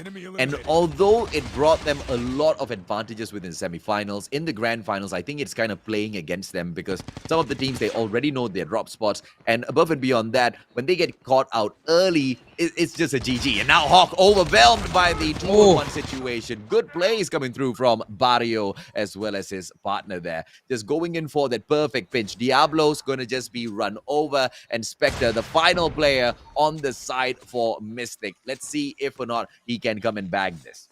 Yeah, I think he has to get those dog tags. Mystic Myotis trying to run away now. Spectre, one of his teammates actually to come back, or Uzi, with that revival flight in about a minute or 2 should be able to do it. But if you look at the screen, they're actually chasing. Kraken's actually chasing Spectre. They want to take him out of the competition immediately. So very smart play coming in here, but it might take so much time from the Kraken. So they could also just rotate and just find more enemies. I'm disappointed, man. I am genuinely disappointed with exactly what this team is showing us, because, this is what, round number 5 that they are going head to head against each other in the exact same compound. And if you are AVSG, I understand why you want to do that, because you are winning these fights. But if you are not winning these fights, I'm talking about Mystic here in this situation. I don't see why you want to continuously jump in there for those ego battles. And this was something that we were talking about, Jericho. Ego's not really going to help you get up to that number 1 spot. Although these boys, they have a lot of promise and the mechanical capabilities, they need to drop that, man. Yeah, they really have to drop that kind of strategy here. But now on board with P5-2, we have KZ here on your screen. We'll be facing against the first team right now. The leaderboard is going to be Mystic Wyvern, but they do have that advantage, AJ. They have that. They are on that fifth floor. They are doing a lot of stuff here, so they just have to wait. Mystic Wyvern. They just have to try to pull back here, but set up will get spotted there. Shots are gonna go down, and they're gonna go for this P5-2. Okay, they want to be aggressive, and here we go. Let's see exactly what Najib can do. Does not spot any players in front of him at all. They go in there for the flight down, but Mystic just mythically just disappears from in front of them, right? And P52, they are just confused as to where these players are. Mystic Wyvern, this is why they have been so dominant in the competition, because of their movements out there on the battlefield. Just gets them from point A to point B in such a quick motion that you just cannot catch up with them. And at the same time, the way they're calling each other's plays are just really, really good here. But now, as we move over here to Q1, it's going to be Kraken going up against Legends of Chaos. Mercedes trying to do something here. Has to get in the corner. Barrio will take him out. The nade's going to come through as well, but he's going to survive the nade. But actually gets cluster grenade. Unfortunately, goes down with him. But now you do see Mystic Uzi trying to save his teammate as well. But here comes Zor with the cluster strike. We're going to try to save it. Very good. Just have to hold it down here. But AVSG holding down this compound. And good plays coming out of AVSG. Barrio on the way back in. And I like seeing Mystic Myotis back. Okay, at least one player from Mystic Myotis backing away from that, ladies, gentlemen, boys and girls. But we catch up over with the other Mystic team. They, on the other hand, have lost the high ground over to P52. Great repositioning coming through from P52 just to take the advantage right back in this matchup. Yeah, and I thought they were going to lose this engagement. They finally have that high floor here. Najib trying to take out Gabe. Gas grenade will pop out. But Mystic, if I was Mystic, I would just really, move away already, or, just try to go in as well. But, construction, it's not the best area to go in here. But here comes the EBR. No shots, no hit markers, but will hit the car. Now, Mystic Wyvern getting away from construction. Yeah. I don't know if that was a lost opportunity, because P52, they might have been hitting slightly above their weight there, right? Because Mystic Wyvern, with how they are able to just turn things around against opponents, I think this was a close call for P52, and they have gotten away with their life. It's good that the Wyverns didn't really stay for the battle. And now P52, as they have got the chopper on their side, they will be able to sneak on in towards that safe zone, get themselves that upgrade as well, and not really be disturbed for the time. And we switch on over to BY7 on the other hand. They've got quite the open field to play with here. Yeah, they have a huge field to play here. No enemies. They're around that turbines, and they have a truck as well. So maybe some scouting would do. Now they're all going to try to hop on the truck as well, AJ. But 17 teams, still a lot of teams, and a lot more passively, actually. I mean, yes, we're seeing a lot of kills here, but it's not that fast. People are still looting. People are still finding their way on the map. So it's just been really, really slow. 60 players still alive and kicking. 16 of the teams, in comparison to the first 20 that initially dropped in here, still alive. Let's see who manages to move on in to that final zone. We still have about 8 minutes. How long do we have till the zone closes? The zone's already closing, ladies and gentlemen, boys. So not much of a time in there for all of these teams who are on the outside, just flirting. Reminiscent Sevenfold Cleric mainly because they might get caught out by Aventus Sovereign Shogun, as we spotted out there on the minimap moments ago. But we jump on right back towards Mystic as they are getting hunted down by the players of AVSG Kraken. This fight still isn't over. Yeah, they keep on coming back, and now Mystic Myotis has a Varamba Floofy all alone here with his teammates. He's trying to make a player. He took out one setup, will take out one, and now Mystic Wyvern showing why they are one of the best teams here. Wyvern will try to take out one player here. It's gonna be P52 versus Wyvern here, but takes him out. Good flick coming through, and now Mystic Wyvern one man down as well. It's gonna be a 2v3. If you are P52, you just go inside already the building and try to set up a trap. Yeah, Mystic Wyvern now just playing the terrain to their advantage. Chillup as well as Dream right in front. If he can play this to perfection, let's see exactly what he can do. He's a defender, so best case scenario, he takes down one player. So he needs that backup from Fluffy, who is the poltergeist, will be able to come in for that backstab, but Fluffy's just way too far away from this guy. So he just needs to hope and pray that Mystic Viben just doesn't find him. Yeah, if he gets away with this one, this could be a good play because that's the opening they need. You see another player coming through, AJ. J1 is going to be Reminiscent Sevenfold Classic, but now on the side of Go Fight Esports, they're going to fight against a Gen X940. Here we go. Fights are coming in. Transfer shield drops down. Stunts are coming through. Zahiro takes out one. Kazuki pushing in as well. Can he take him out? But gets taken out by Fishy. Guster OG gets taken out. There's gonna be also one more player waiting, trying to do something here. We'll try to revive Zahara. No revive coming through here, AJ. I think no revive as well. But there's gonna be two more players. Can he get away with his life? And Gen X 940 from across WK as well as Sans. The one still alive in here will be the one and only Trap Master, Nadia. This goes in there for the finisher as well. But from the back, Sans managing to step up and knock down waiting. Nadia, is she going to be able to take this? Yes, fine Sans, who was busy recovering his armor, and she bags the kill. Will be able to scan in Mr. OG as well as waiting, and Go Fight Esports. They are back in business. Yeah, just pretty much just doing a lot of good stuff there. Just being so patient, AJ. You know, Nadia, baiting one of his teammates, but he knew what was going to happen there. Here comes Selup here, going to get shot by P52 here, but armor is broken as well. 40 health left, but her teammates are there to help him. And that's it for P52. No points coming through there.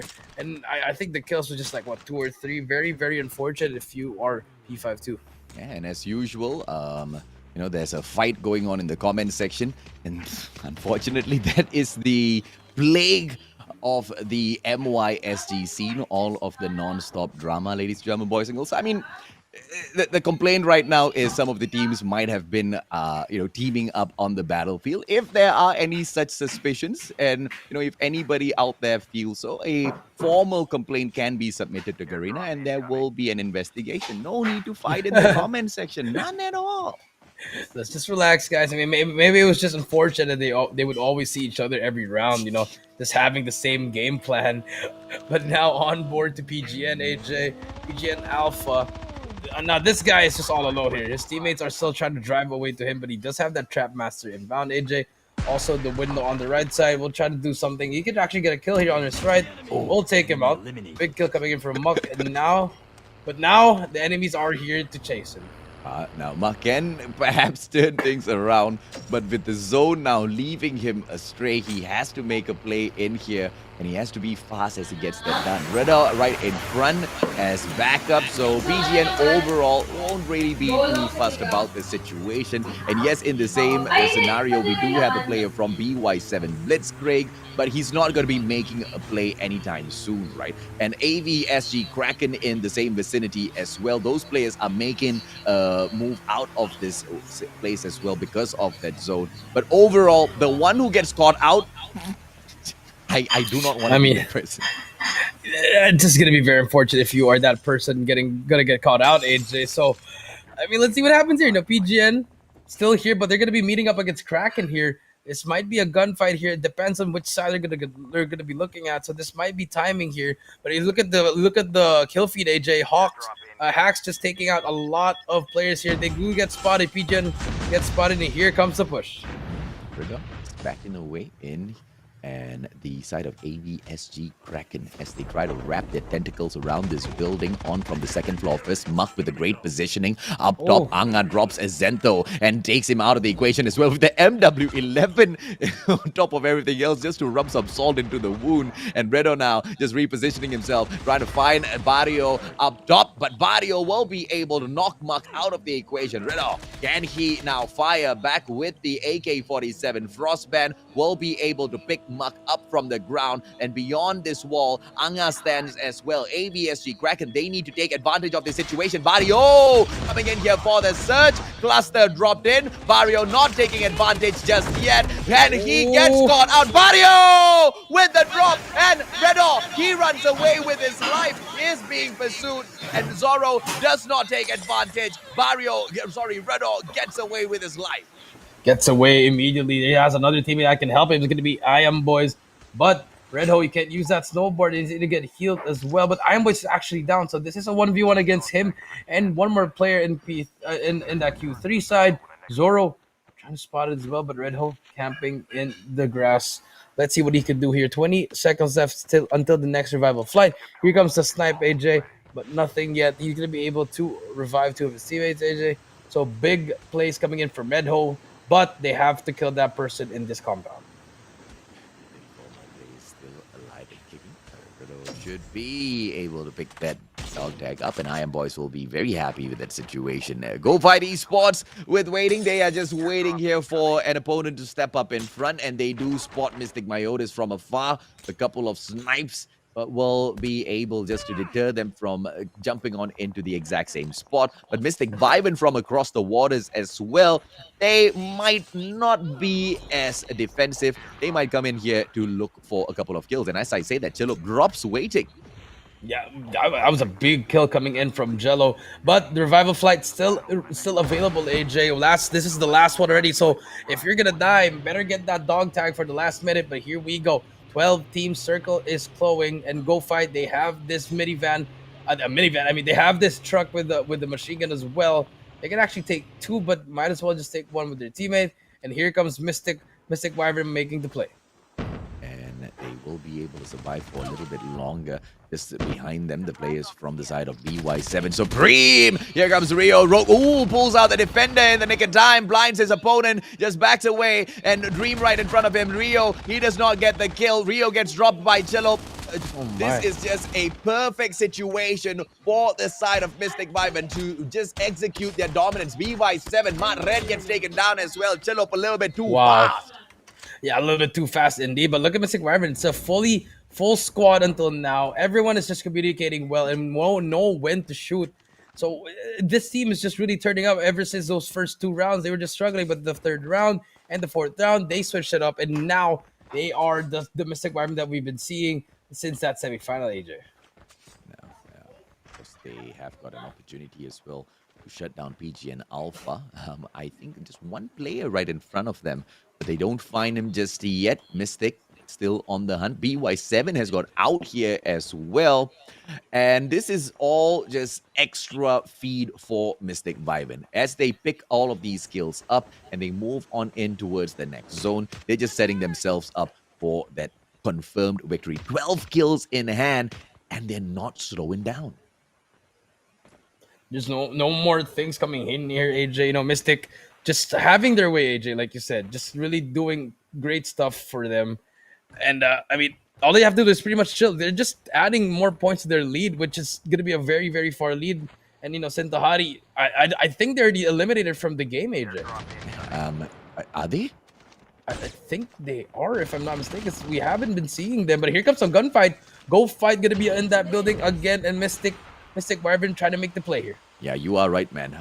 Chintahati no longer in the lobby already. Oh and right in front of Aventus Sovereign Prodigy, there is a pink ad drop. If they go ahead and pick that up, they will be able to give themselves a slight advantage in here. But they have to be quick, though, because PG and Alpha on for the quick approach as well. Mystic Viben, opportunity to take down all of those players from the side of ABSG as well as PGN, and they will not hesitate. They start those shots off. Yeah, good shots again. Gets that second player down as well. Bluey goes down. Cyan going for one more. Rogue takes out another one. And they're just, no one's even checking their back. They're just getting shot left and right. And now I feel like this is going to be their matchup against Hacks right here. If Selup can hit another snipe here, they can win this game. They're going to get another 4 kills here. But it might be hard because Hacks, they've been really hot as well. Yeah, look at all of these loot boxes, man. Glowing purple, glowing gold. And all Mystic Viber needs to do is just kill, loot, and end up with a fully decked out golden mod setup from all of their guns from the gunsmith, right? What more do you need, man? Your own perfect, loadout, and it is all fully stacked out. Hacks across, too easy for Chillo. There's almost 0 recall on that sniper. Yeah, 0 recall indeed. All you have to do is aim it properly and just, just spam it. And then we do see now that Mystic they're gonna get pushed on by one person, but about to get taken out. That's 16 kills for Mystic Wyvern. And there's gonna be Go Fight that goes down from the building, and they want to take the gunfight. Here we go. Mystic Wyvern versus Go Fight Esports. Who's gonna get this engagement?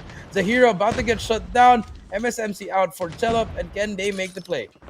They just go in there for the pinch push immediately. Zahira shut down. Nadia from up top doesn't get taken down just yet, but they dare not go in for that aggressive maneuver. Chalup now repositioning himself just to catch Nadia off from that flank and will not be able to get the kill, but the rest of those players, Gabe now comes in for the push, manages to shut down Nadia. Wow. Nadia on the floor, and Gabe will be able to bag the rest of them as well. And now they set up for yet another battle against Hax, because Hax quick on the prowl, quick on the approach from across. Taji still alive together with Say Mari on the ground. KW could not been saved, and it is just the players from the team, the 17 reinforced, getting the damage done and backing away from the situation.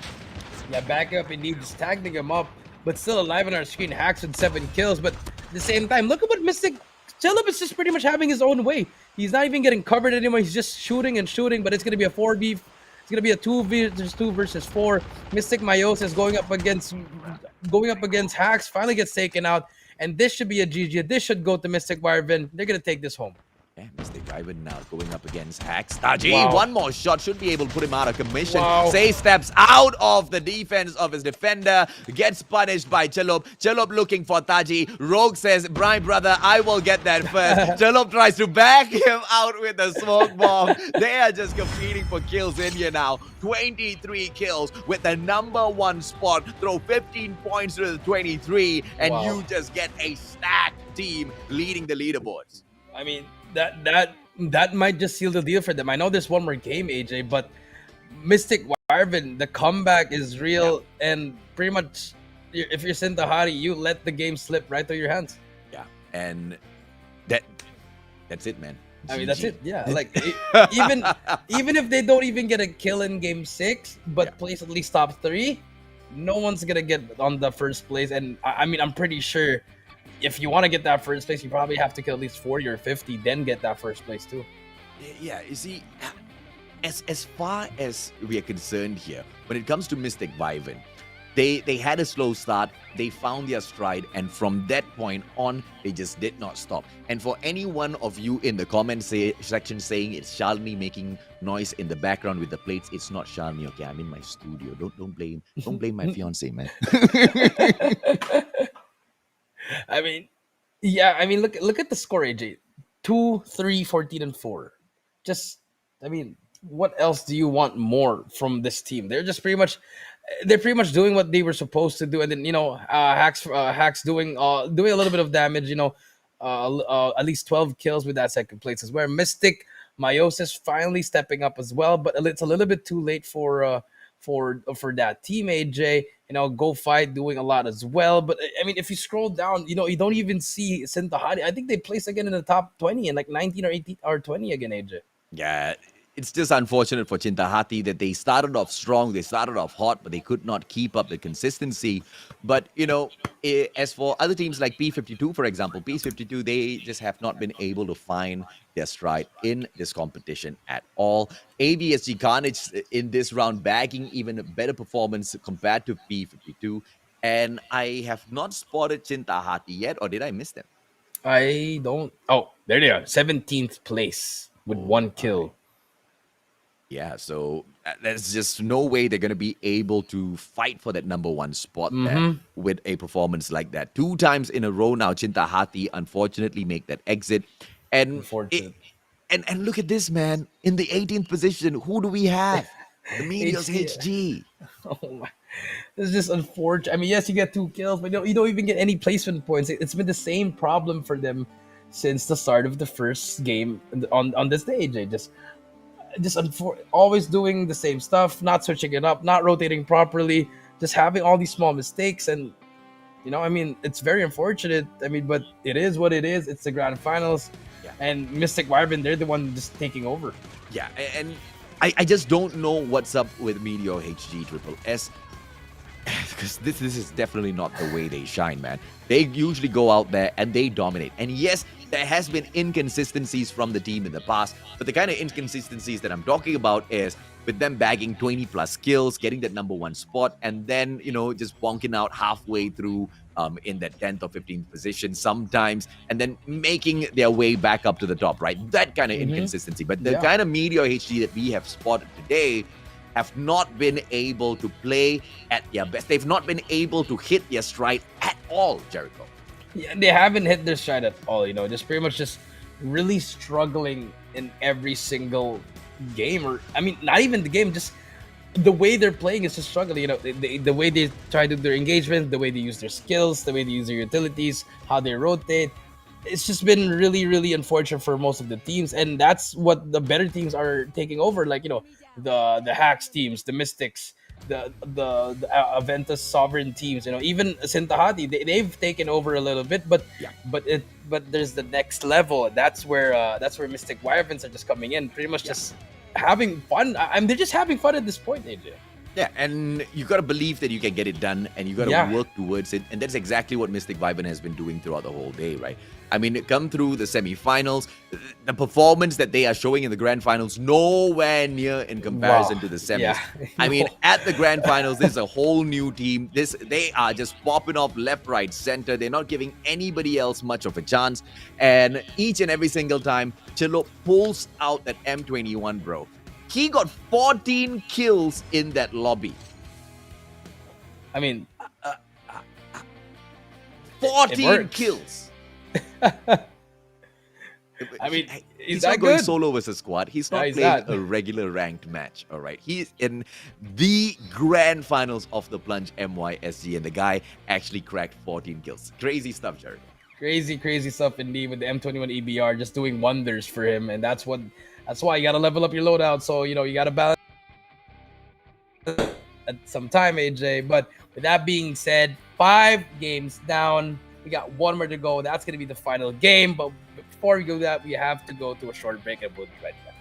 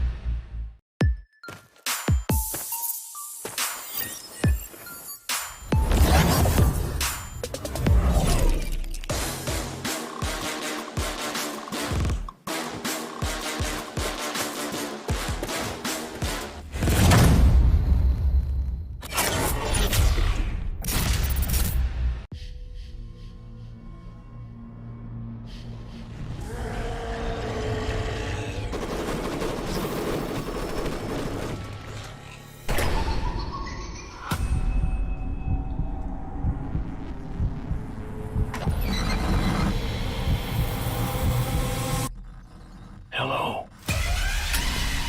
Do you want to play a game?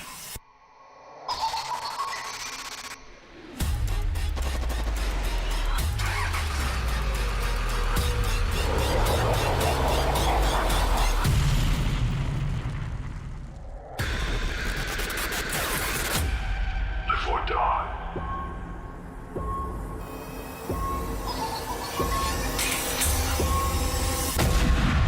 Make your choice.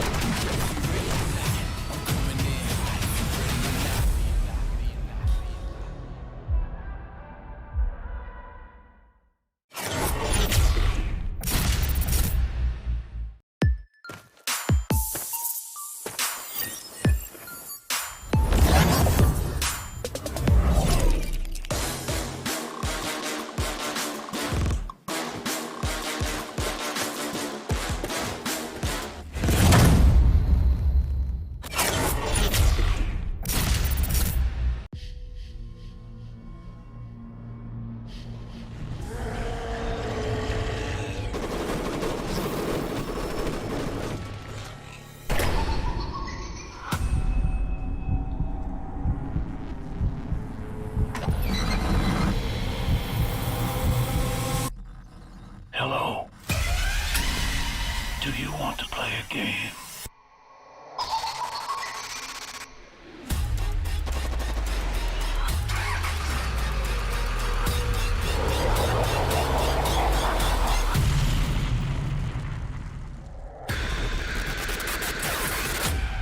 Before dawn.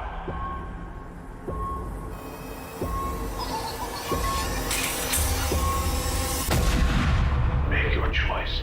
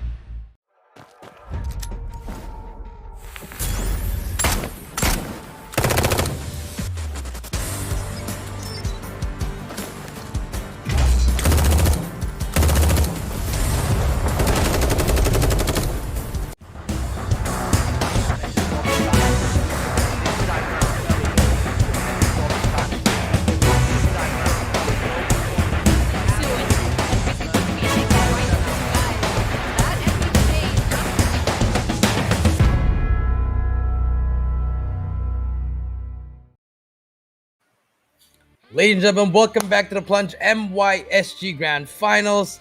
This is it. We've done 5 matches, 1 more to go. I am VV Jericho with the great Mustachio AJ. And I mean, it's a pretty we already know who's gonna win, guys, but hey, anything can happen. We might see someone just dropping 16 kills from a team. I mean, anything's possible, but if that happens, I am retiring from shoutcasting. Ladies and gentlemen, boys and girls, we've got the Q&A for you here. So let's bring it up on the screen. Without further ado, name a class skill that uses zombie. Zombie. Thank you, Garina. I think whoever was creating the questions went like, okay, maybe we went overkill, bro. Yeah. Maybe we need to tone it down a little bit. Thank you for toning it down. Thank you for toning it down. So, guys, don't forget to answer. Comment down below. I think we'll be revealing it before the end of the stream, guys. So drop it down in the comment section. Your answer, your IGN, your open ID, and hashtag take the plunge, guys. And 30 winners will be chosen. Oh, yeah, absolutely. Now, as we jump on into the final plunge for the grand finals, ladies and gentlemen, boys and girls, MYSG is looking for a champion. And that champion can be a mythical Vyvern up top. It can be anybody else in the competition. Some of you might be thinking that, you know what, it's guaranteed them already, right? But, you know, that begs the question, who's in that second spot? Who's in the third spot? And you know what? We're not going to tell you.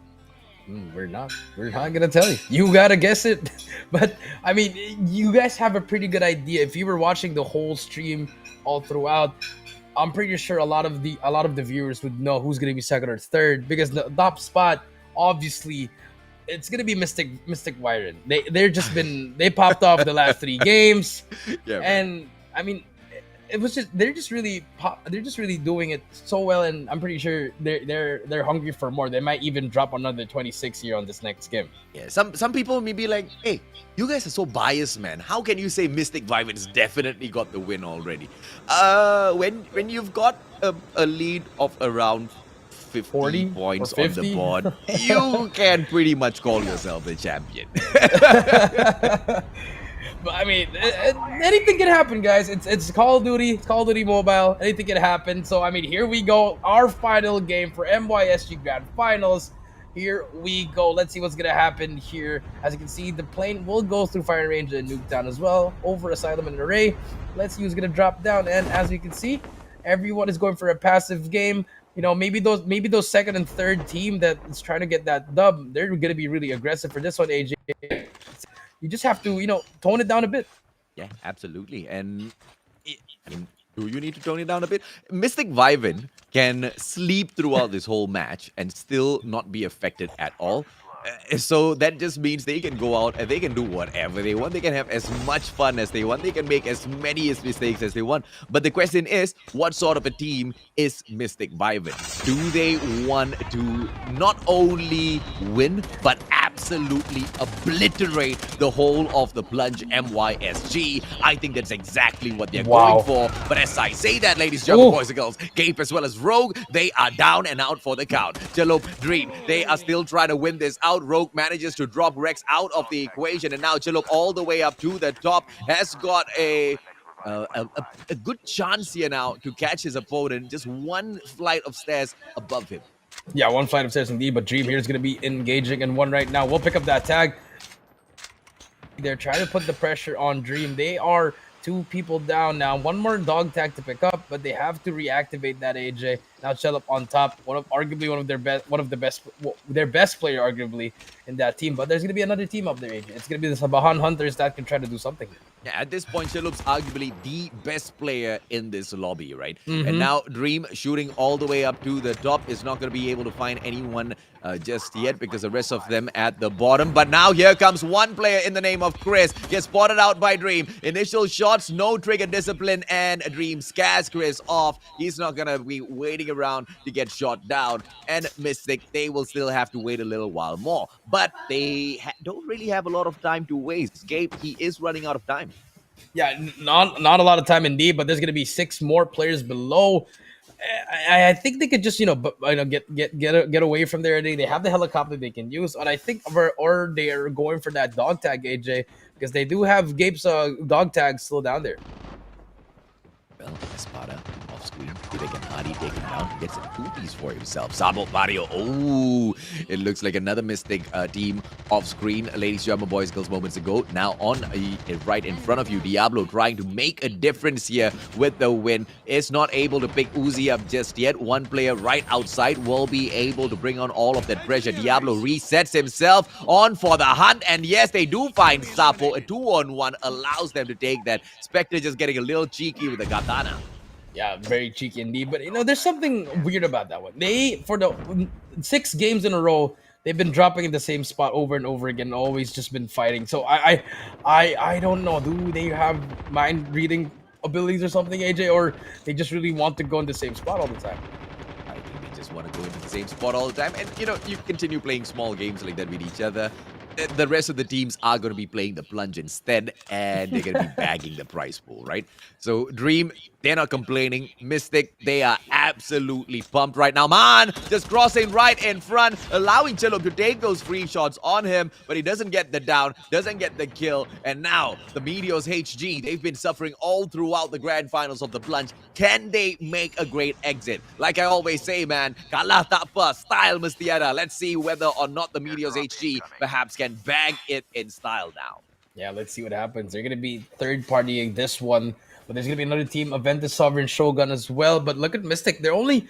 Selup and Dream have been here for the past 10 to 15 minutes. And they've just been doing so much work. Just damaging all these enemies. But finally decides to go out. And I like this from them. Let's not take the fight anymore. Let's just go reset. And then from there, we could just... they could just go and have some fun there. But I think they just spotted a helicopter. And now they do have that car for mobility. And then here comes the reset. They're actually going to go in here for the chase, man. Okay. I'm glad Man did not go in there for the full commit, right? I mean, they were already... okay, you could look at it from a point of view whereby Meteors HG, what more can they lose? Yeah, that's true. Might as well just, put on a show, maybe drop the helicopter on the car. But now on the screen, P52 here against X1 Legends of Chaos. Both teams really struggling, but at this time, it's just going to be all for that style points. But here comes Fluffy on the water, and he's trying to sneak around this player, but will not get it. Has a boat that can get out, but now they are going to be able to just regroup, slowly get some stuff here. And P52 just not really playing their best in this grand finals, but they can always put on a show for this last round. Oh, yeah, absolutely, man. And I'm just... equally shocked here as well. Yeah. I don't know what happened here, man. I'm just very unfortunate for P52, But I mean, it is what it is. Now, maybe by any chance if they can drop at least like 86 all, if they can kill all the players inside and get the first place, probably they could have won the tournament. Okay, but this is a very, very important point though. And this is what is going to be the difference maker between champions and absolute I don't want to use the word losers, but that's the opposite of champions, right? You just don't really win, you lose, you're a loser.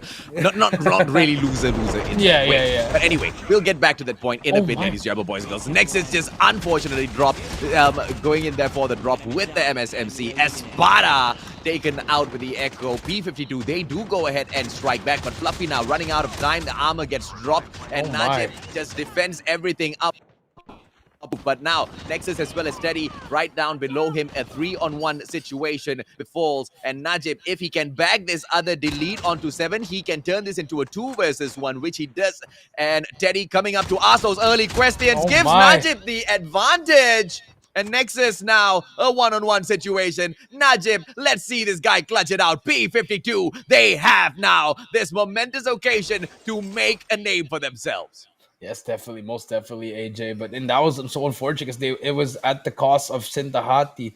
Well, they were trying to make the comeback. Well, Najib will spot that car, but can he try to go for it? I think he will not, and that's going to be a reset for both teams. He just has to pick up those tags, and he will be able to get his teammates back.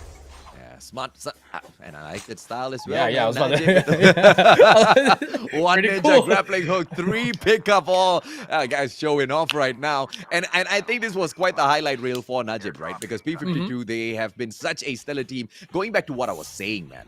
There are winners, there are losers, but what really what sets you apart is how many times do you stand up after getting knocked down, right? And I'm just so sick and tired of seeing, teams come through from Malaysia, from Singapore sometimes, where we see them, it's a one-hit wonder, they lose, and then we don't really see much of them anymore.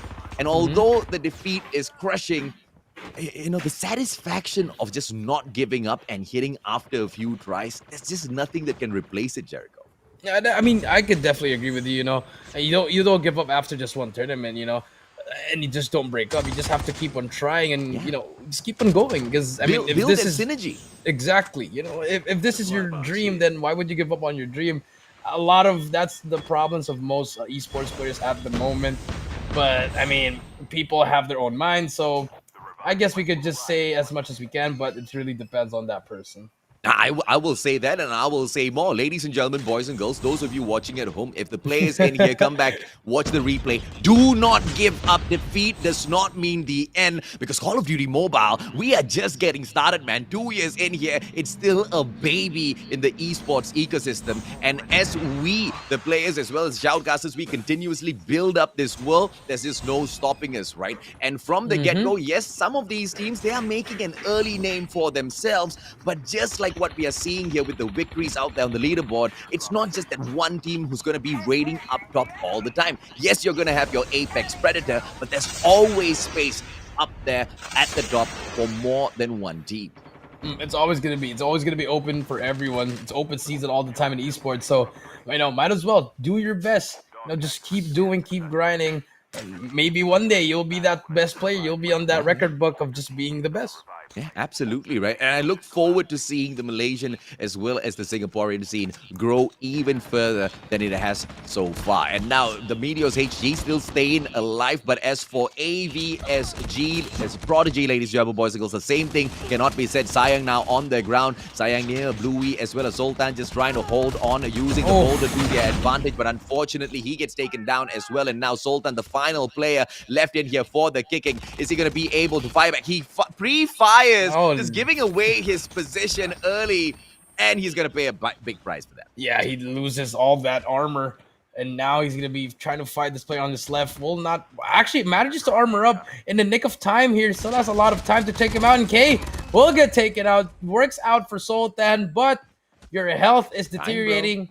He has to get out of there. Just get the tags, but he has to pop something within 9 more seconds. Can he get something going there? But now switching over to triple HG, HG triple S Cal inside the house. Going to be PGN inside as well. PGN Alpha. trying to take him out as well. Teammates are going to be outside. Can he do something here? Has 37 armor. Should not be able to challenge it. He has to wait for his teammates. HG, Triple S finally hitting their full stride here. And the Meteors HG with the 5 kills so far. Oh my. Spots an opportunity, does not shoot fast enough. Chillop snipes him out of the situation. Wow. After Anga gets him with the SMRs. What is going on now? And now Lupin from across the... Obviously not going to be able to make that jump. But, you know, hopeful either way as they close the gap between themselves as well as the other players in here now. The Meteors HG taking the fight up against LPG and Alpha. Iron Boys overstepping, gets punished instantaneously. 2 more players up top. I wonder if there are any traps awaiting them. There should be some traps. If there aren't, and there should be a crossfire, and it's a shotgun actually. Let's spot that leg here. SSS Jin here trying to make the play here. Gonna try to push up. We'll bait him out. Actually, and gets taken out by the shotgun. The R9O doing a lot of damage here. Lupin trying to make something out of here. So that's 125 armor and 100 health.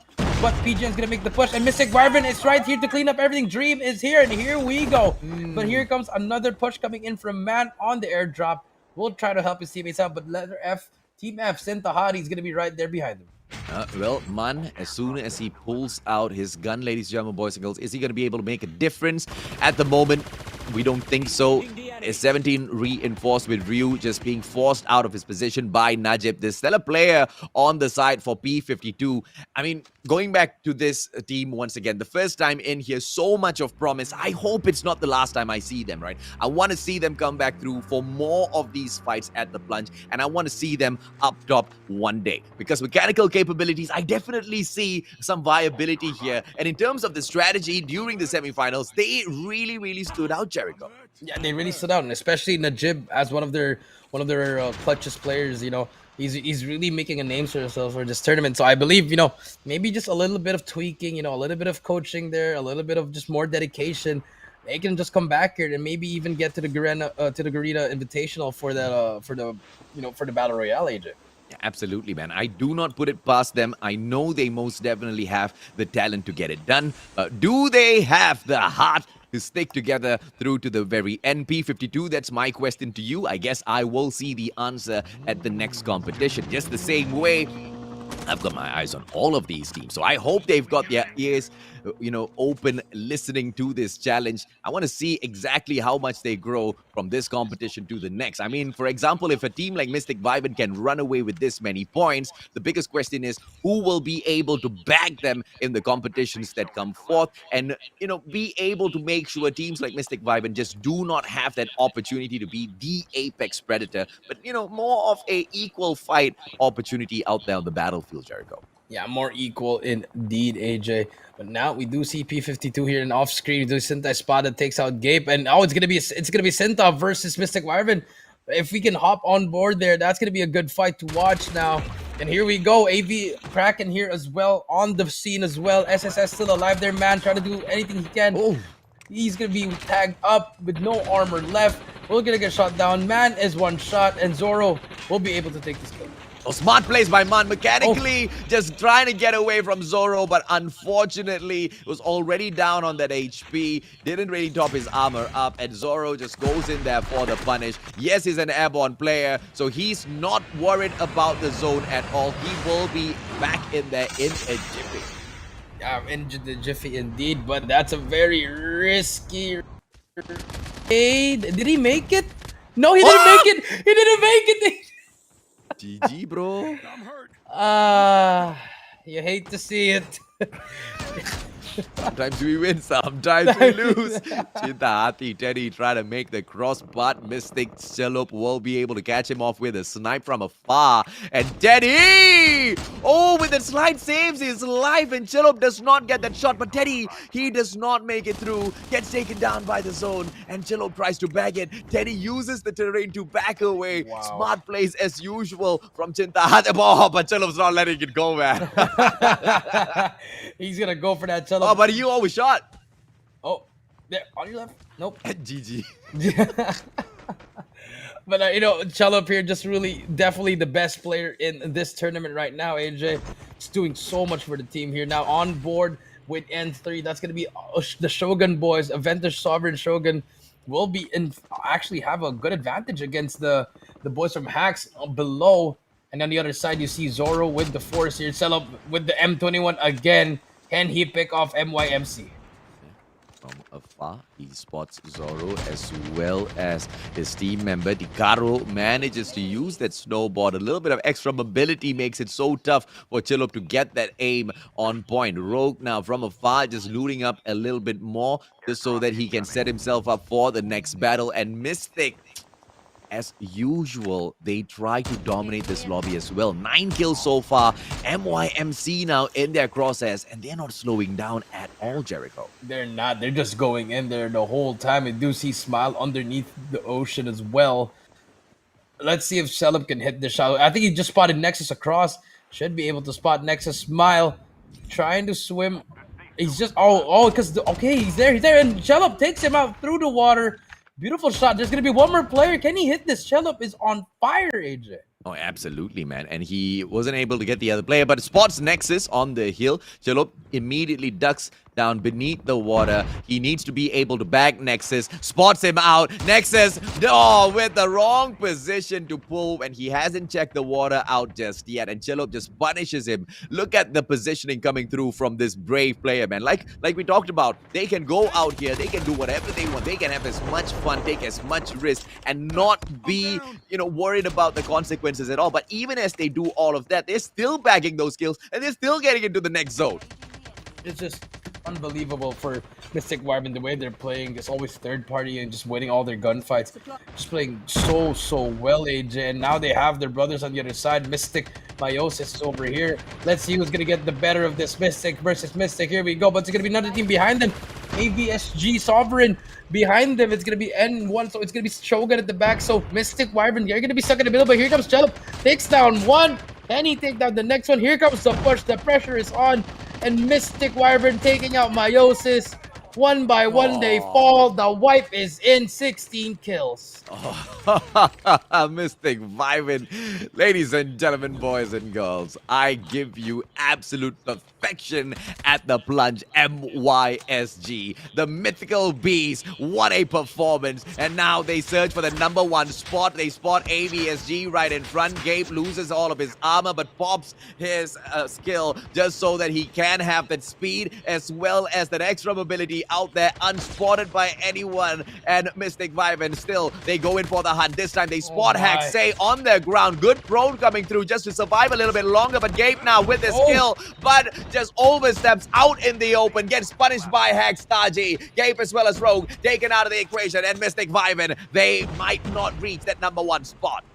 Yeah, let's see what happens here. They have to win this gunfight just to secure everything. Hax is now chasing on them, but they do have the advantage here. All they have to do is pre-aim here, but they're gonna get sandwiched by another team behind them. AVSG Shogun is gonna be behind them. Smokes are down. He's gonna get seen through the smoke, and here comes Dream. He has to challenge now.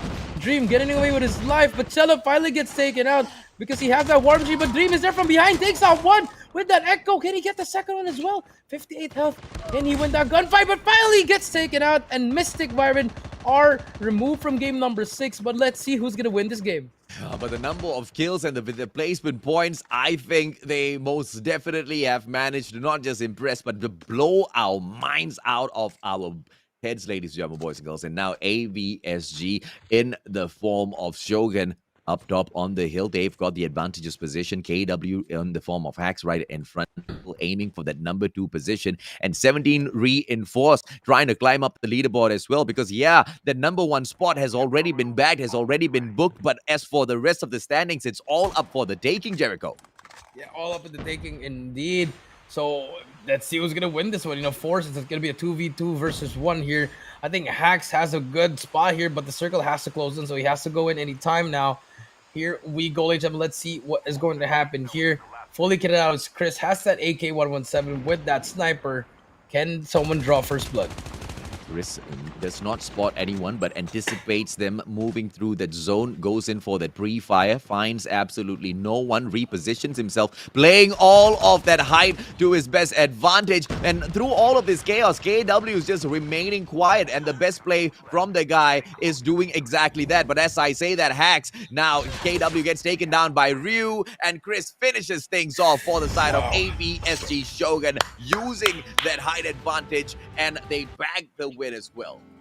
Yeah, they're gonna get that W for that last game. I mean, it was a pretty good last game. You know, I thought Mystic was going to win that again, but unfortunately, they got sandwiched by 3 teams. The third, the fourth, the fifth parties just really doing a lot of stuff. But congratulations to Event the Sovereign Shogun for winning that game number 6. Yeah, but you know, I think they got about what 15, 16 kills, Mystic Viven, before getting taken down.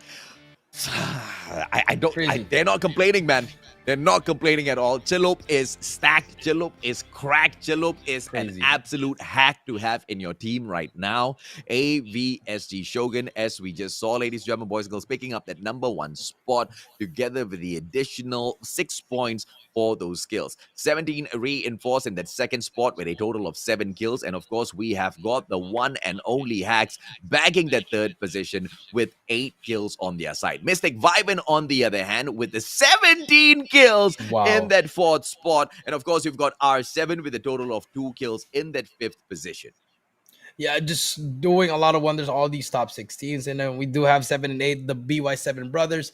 9 will be the Malaysian Marine Corps with at least 8 kills and a lot of kills. And then go fight esports, just placing there. And then unfortunately, again, Sintahari placed 11 with just 9 kills. And then P5 too, though, Najib, 8 kills. I'm gonna give this guy a special shout out. This guy is also one of the best players in this lobby, but unfortunately, it can't be just a solo thing here, AJ. It's a team game.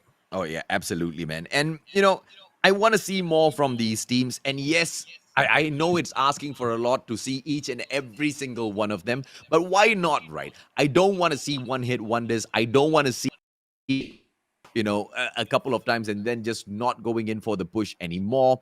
But a shout out to the Meteors HG, who have been, consistent with coming in here to the plunge, trying out their luck. But in terms of really bombing out today, my heart goes out to them. I'm not so sure what exactly went through in terms of their team setup. But, you know, better luck next time. Hopefully today just really doesn't put them too low. Yeah, I mean, I hope it doesn't too. I mean, it's normal to lose, but you know, it's not normal to like leave your team after you just like form after like 3 months or something. Yeah, absolutely, man. But of course, let's take a look at the highlights of that final matchup once again, ladies and gentlemen, boys and girls, just to see, you know, exactly how did Mystic Viben bag, you know, the spotlight once again before kind of still getting to that final zone. These guys just don't stop impressing. They don't. I mean, when we were talking about them having fun, they literally went from the highest peak of construction and went down immediately. And then we had another a highlight here from Najib, just, you know, one of my favorite players to watch here with that Echo, pretty much just killing the whole Sinta lineup. Just really crazy plays coming in from a lot of these players in this last game. Yeah, and Najib almost bagged the full team wipe here. It's just that he was a little bit too passive. He allowed his opponent to pick up all of those dog tags, and with a gentleman agreement, he went around picking up his own team members' dog tags, and they just pretty much allowed each other to get away with their lives, right? Not really wanting to challenge each other that much. I like that from P52. They know exactly how important it was to survive all the way to the final zone, even though there wasn't much for them to hope for, right? But Mystic Viben, man, consistency is key in Battle Royale, and it's very difficult to maintain that consistency when the gods of RNG are just not always on your side, but they just beat each and every single odd in their way and always bring it through. It's just crazy the way they're just wiping everyone while they're even crossing in the water, while they're underwater, while they're using their stuns and everything. They were just pretty much just taking them out one by one. And you know, here the final sequence here, Chris making the play for his team here, which ended up giving them that victory.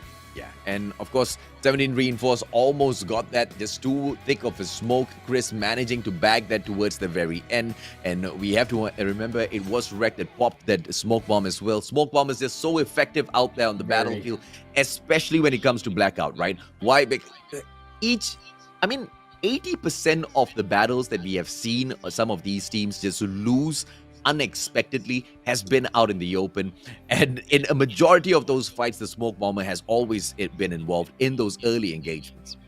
Yeah, it's always been very helpful. It can be used as an offensive item or a defensive item or a bait or just a marker for your teammate, like, oh, if the smoke's here then I can revive you, or if the smoke here you can pull back.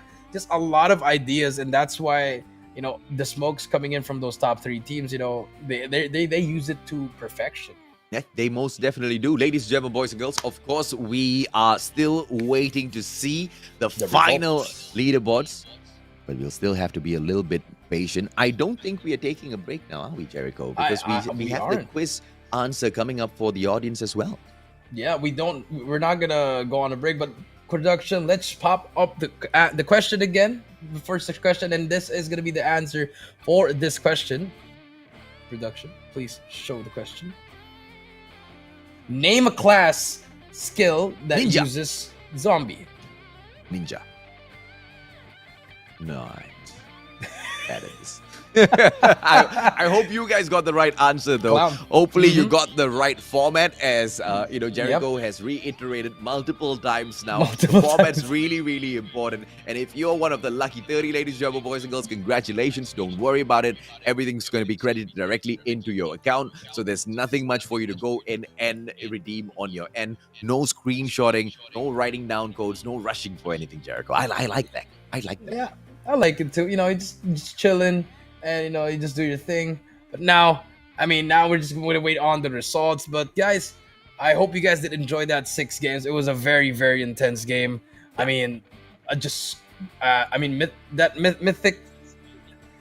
mythic Virens, just crazy. And here are the standings. This is just for round 6, guys, and they still top on it. Mystic Wyvern with 17 kills with a total of 26. Aventus Sovereign Shogun with 6 kills and 21 points. 17 Reinforced with 7 and 20. Hunt for Excitement placing 4th with 8 and 19. Malaysian Marine Corps with 8 and 11. Sintahari unfortunately placing 9 and 10. P52 with 9 and 10. Mystic Myotis placing 8th. And to round up the top 10, we have Remnant 7-fold Cleric and BY7 Supreme. Yeah, that oh my god was not a shock, but the oh my god was more of a again? Mystic Vyvern just picking up that number 1 spot without hitting that victory. Overall today, they've bagged 2 times, that number 1 spot. They've just been showing up back to back to back, and no solution whatsoever by any one of these other teams for them, man.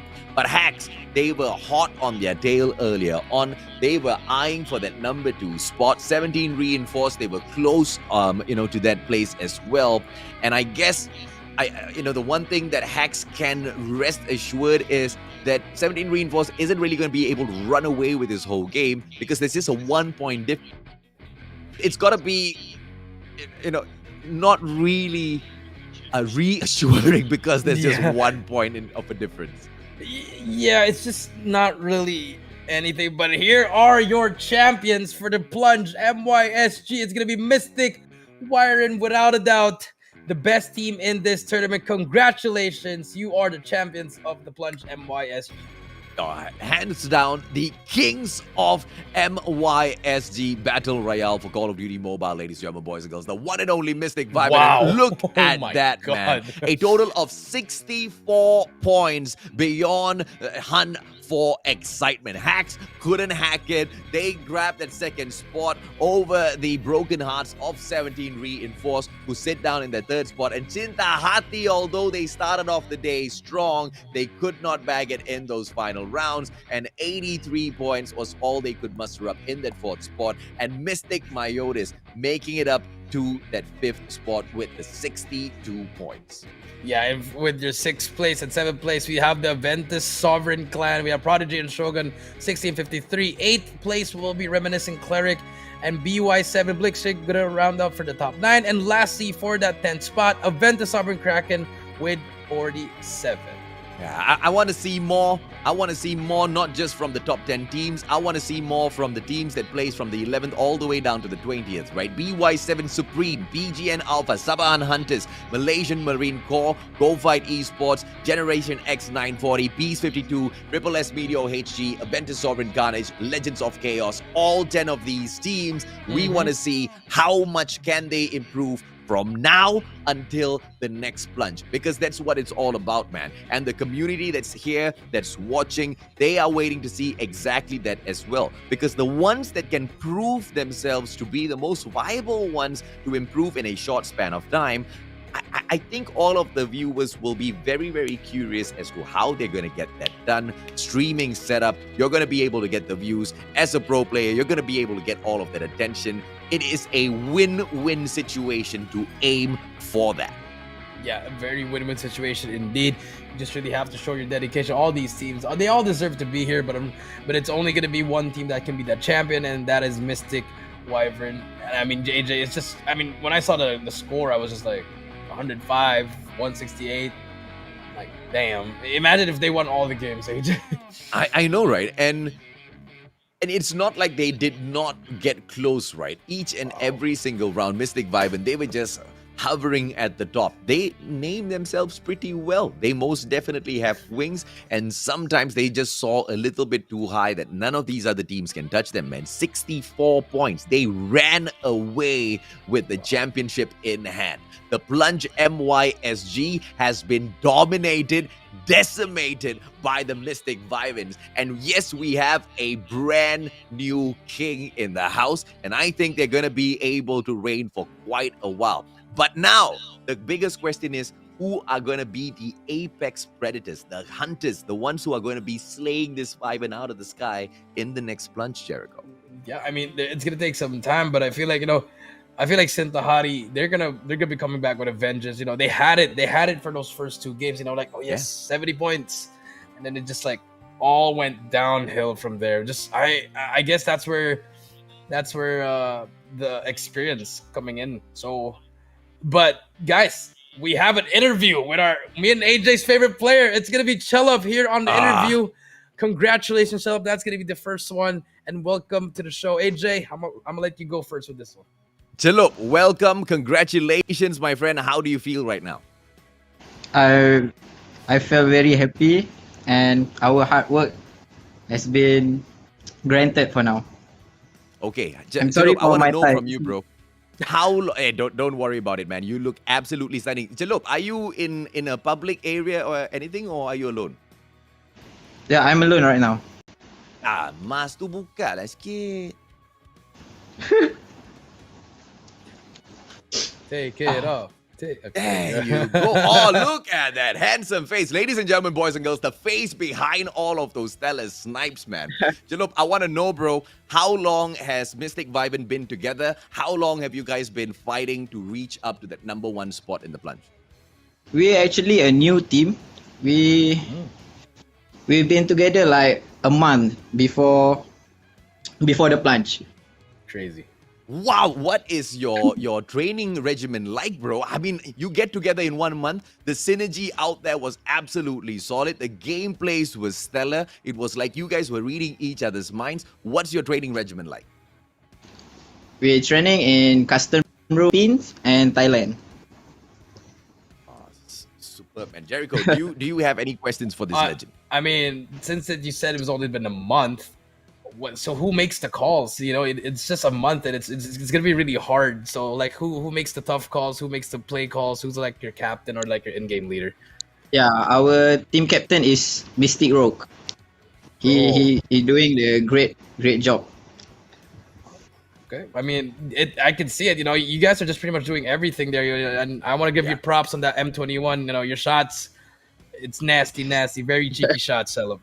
Yeah, absolutely, man. Chelup, do you have a shout out for everyone who's watching this right now, who wants to have what you have, bro, who wants to be a little bit more like you, to be able to gain some attention from the world of Call of Duty Mobile?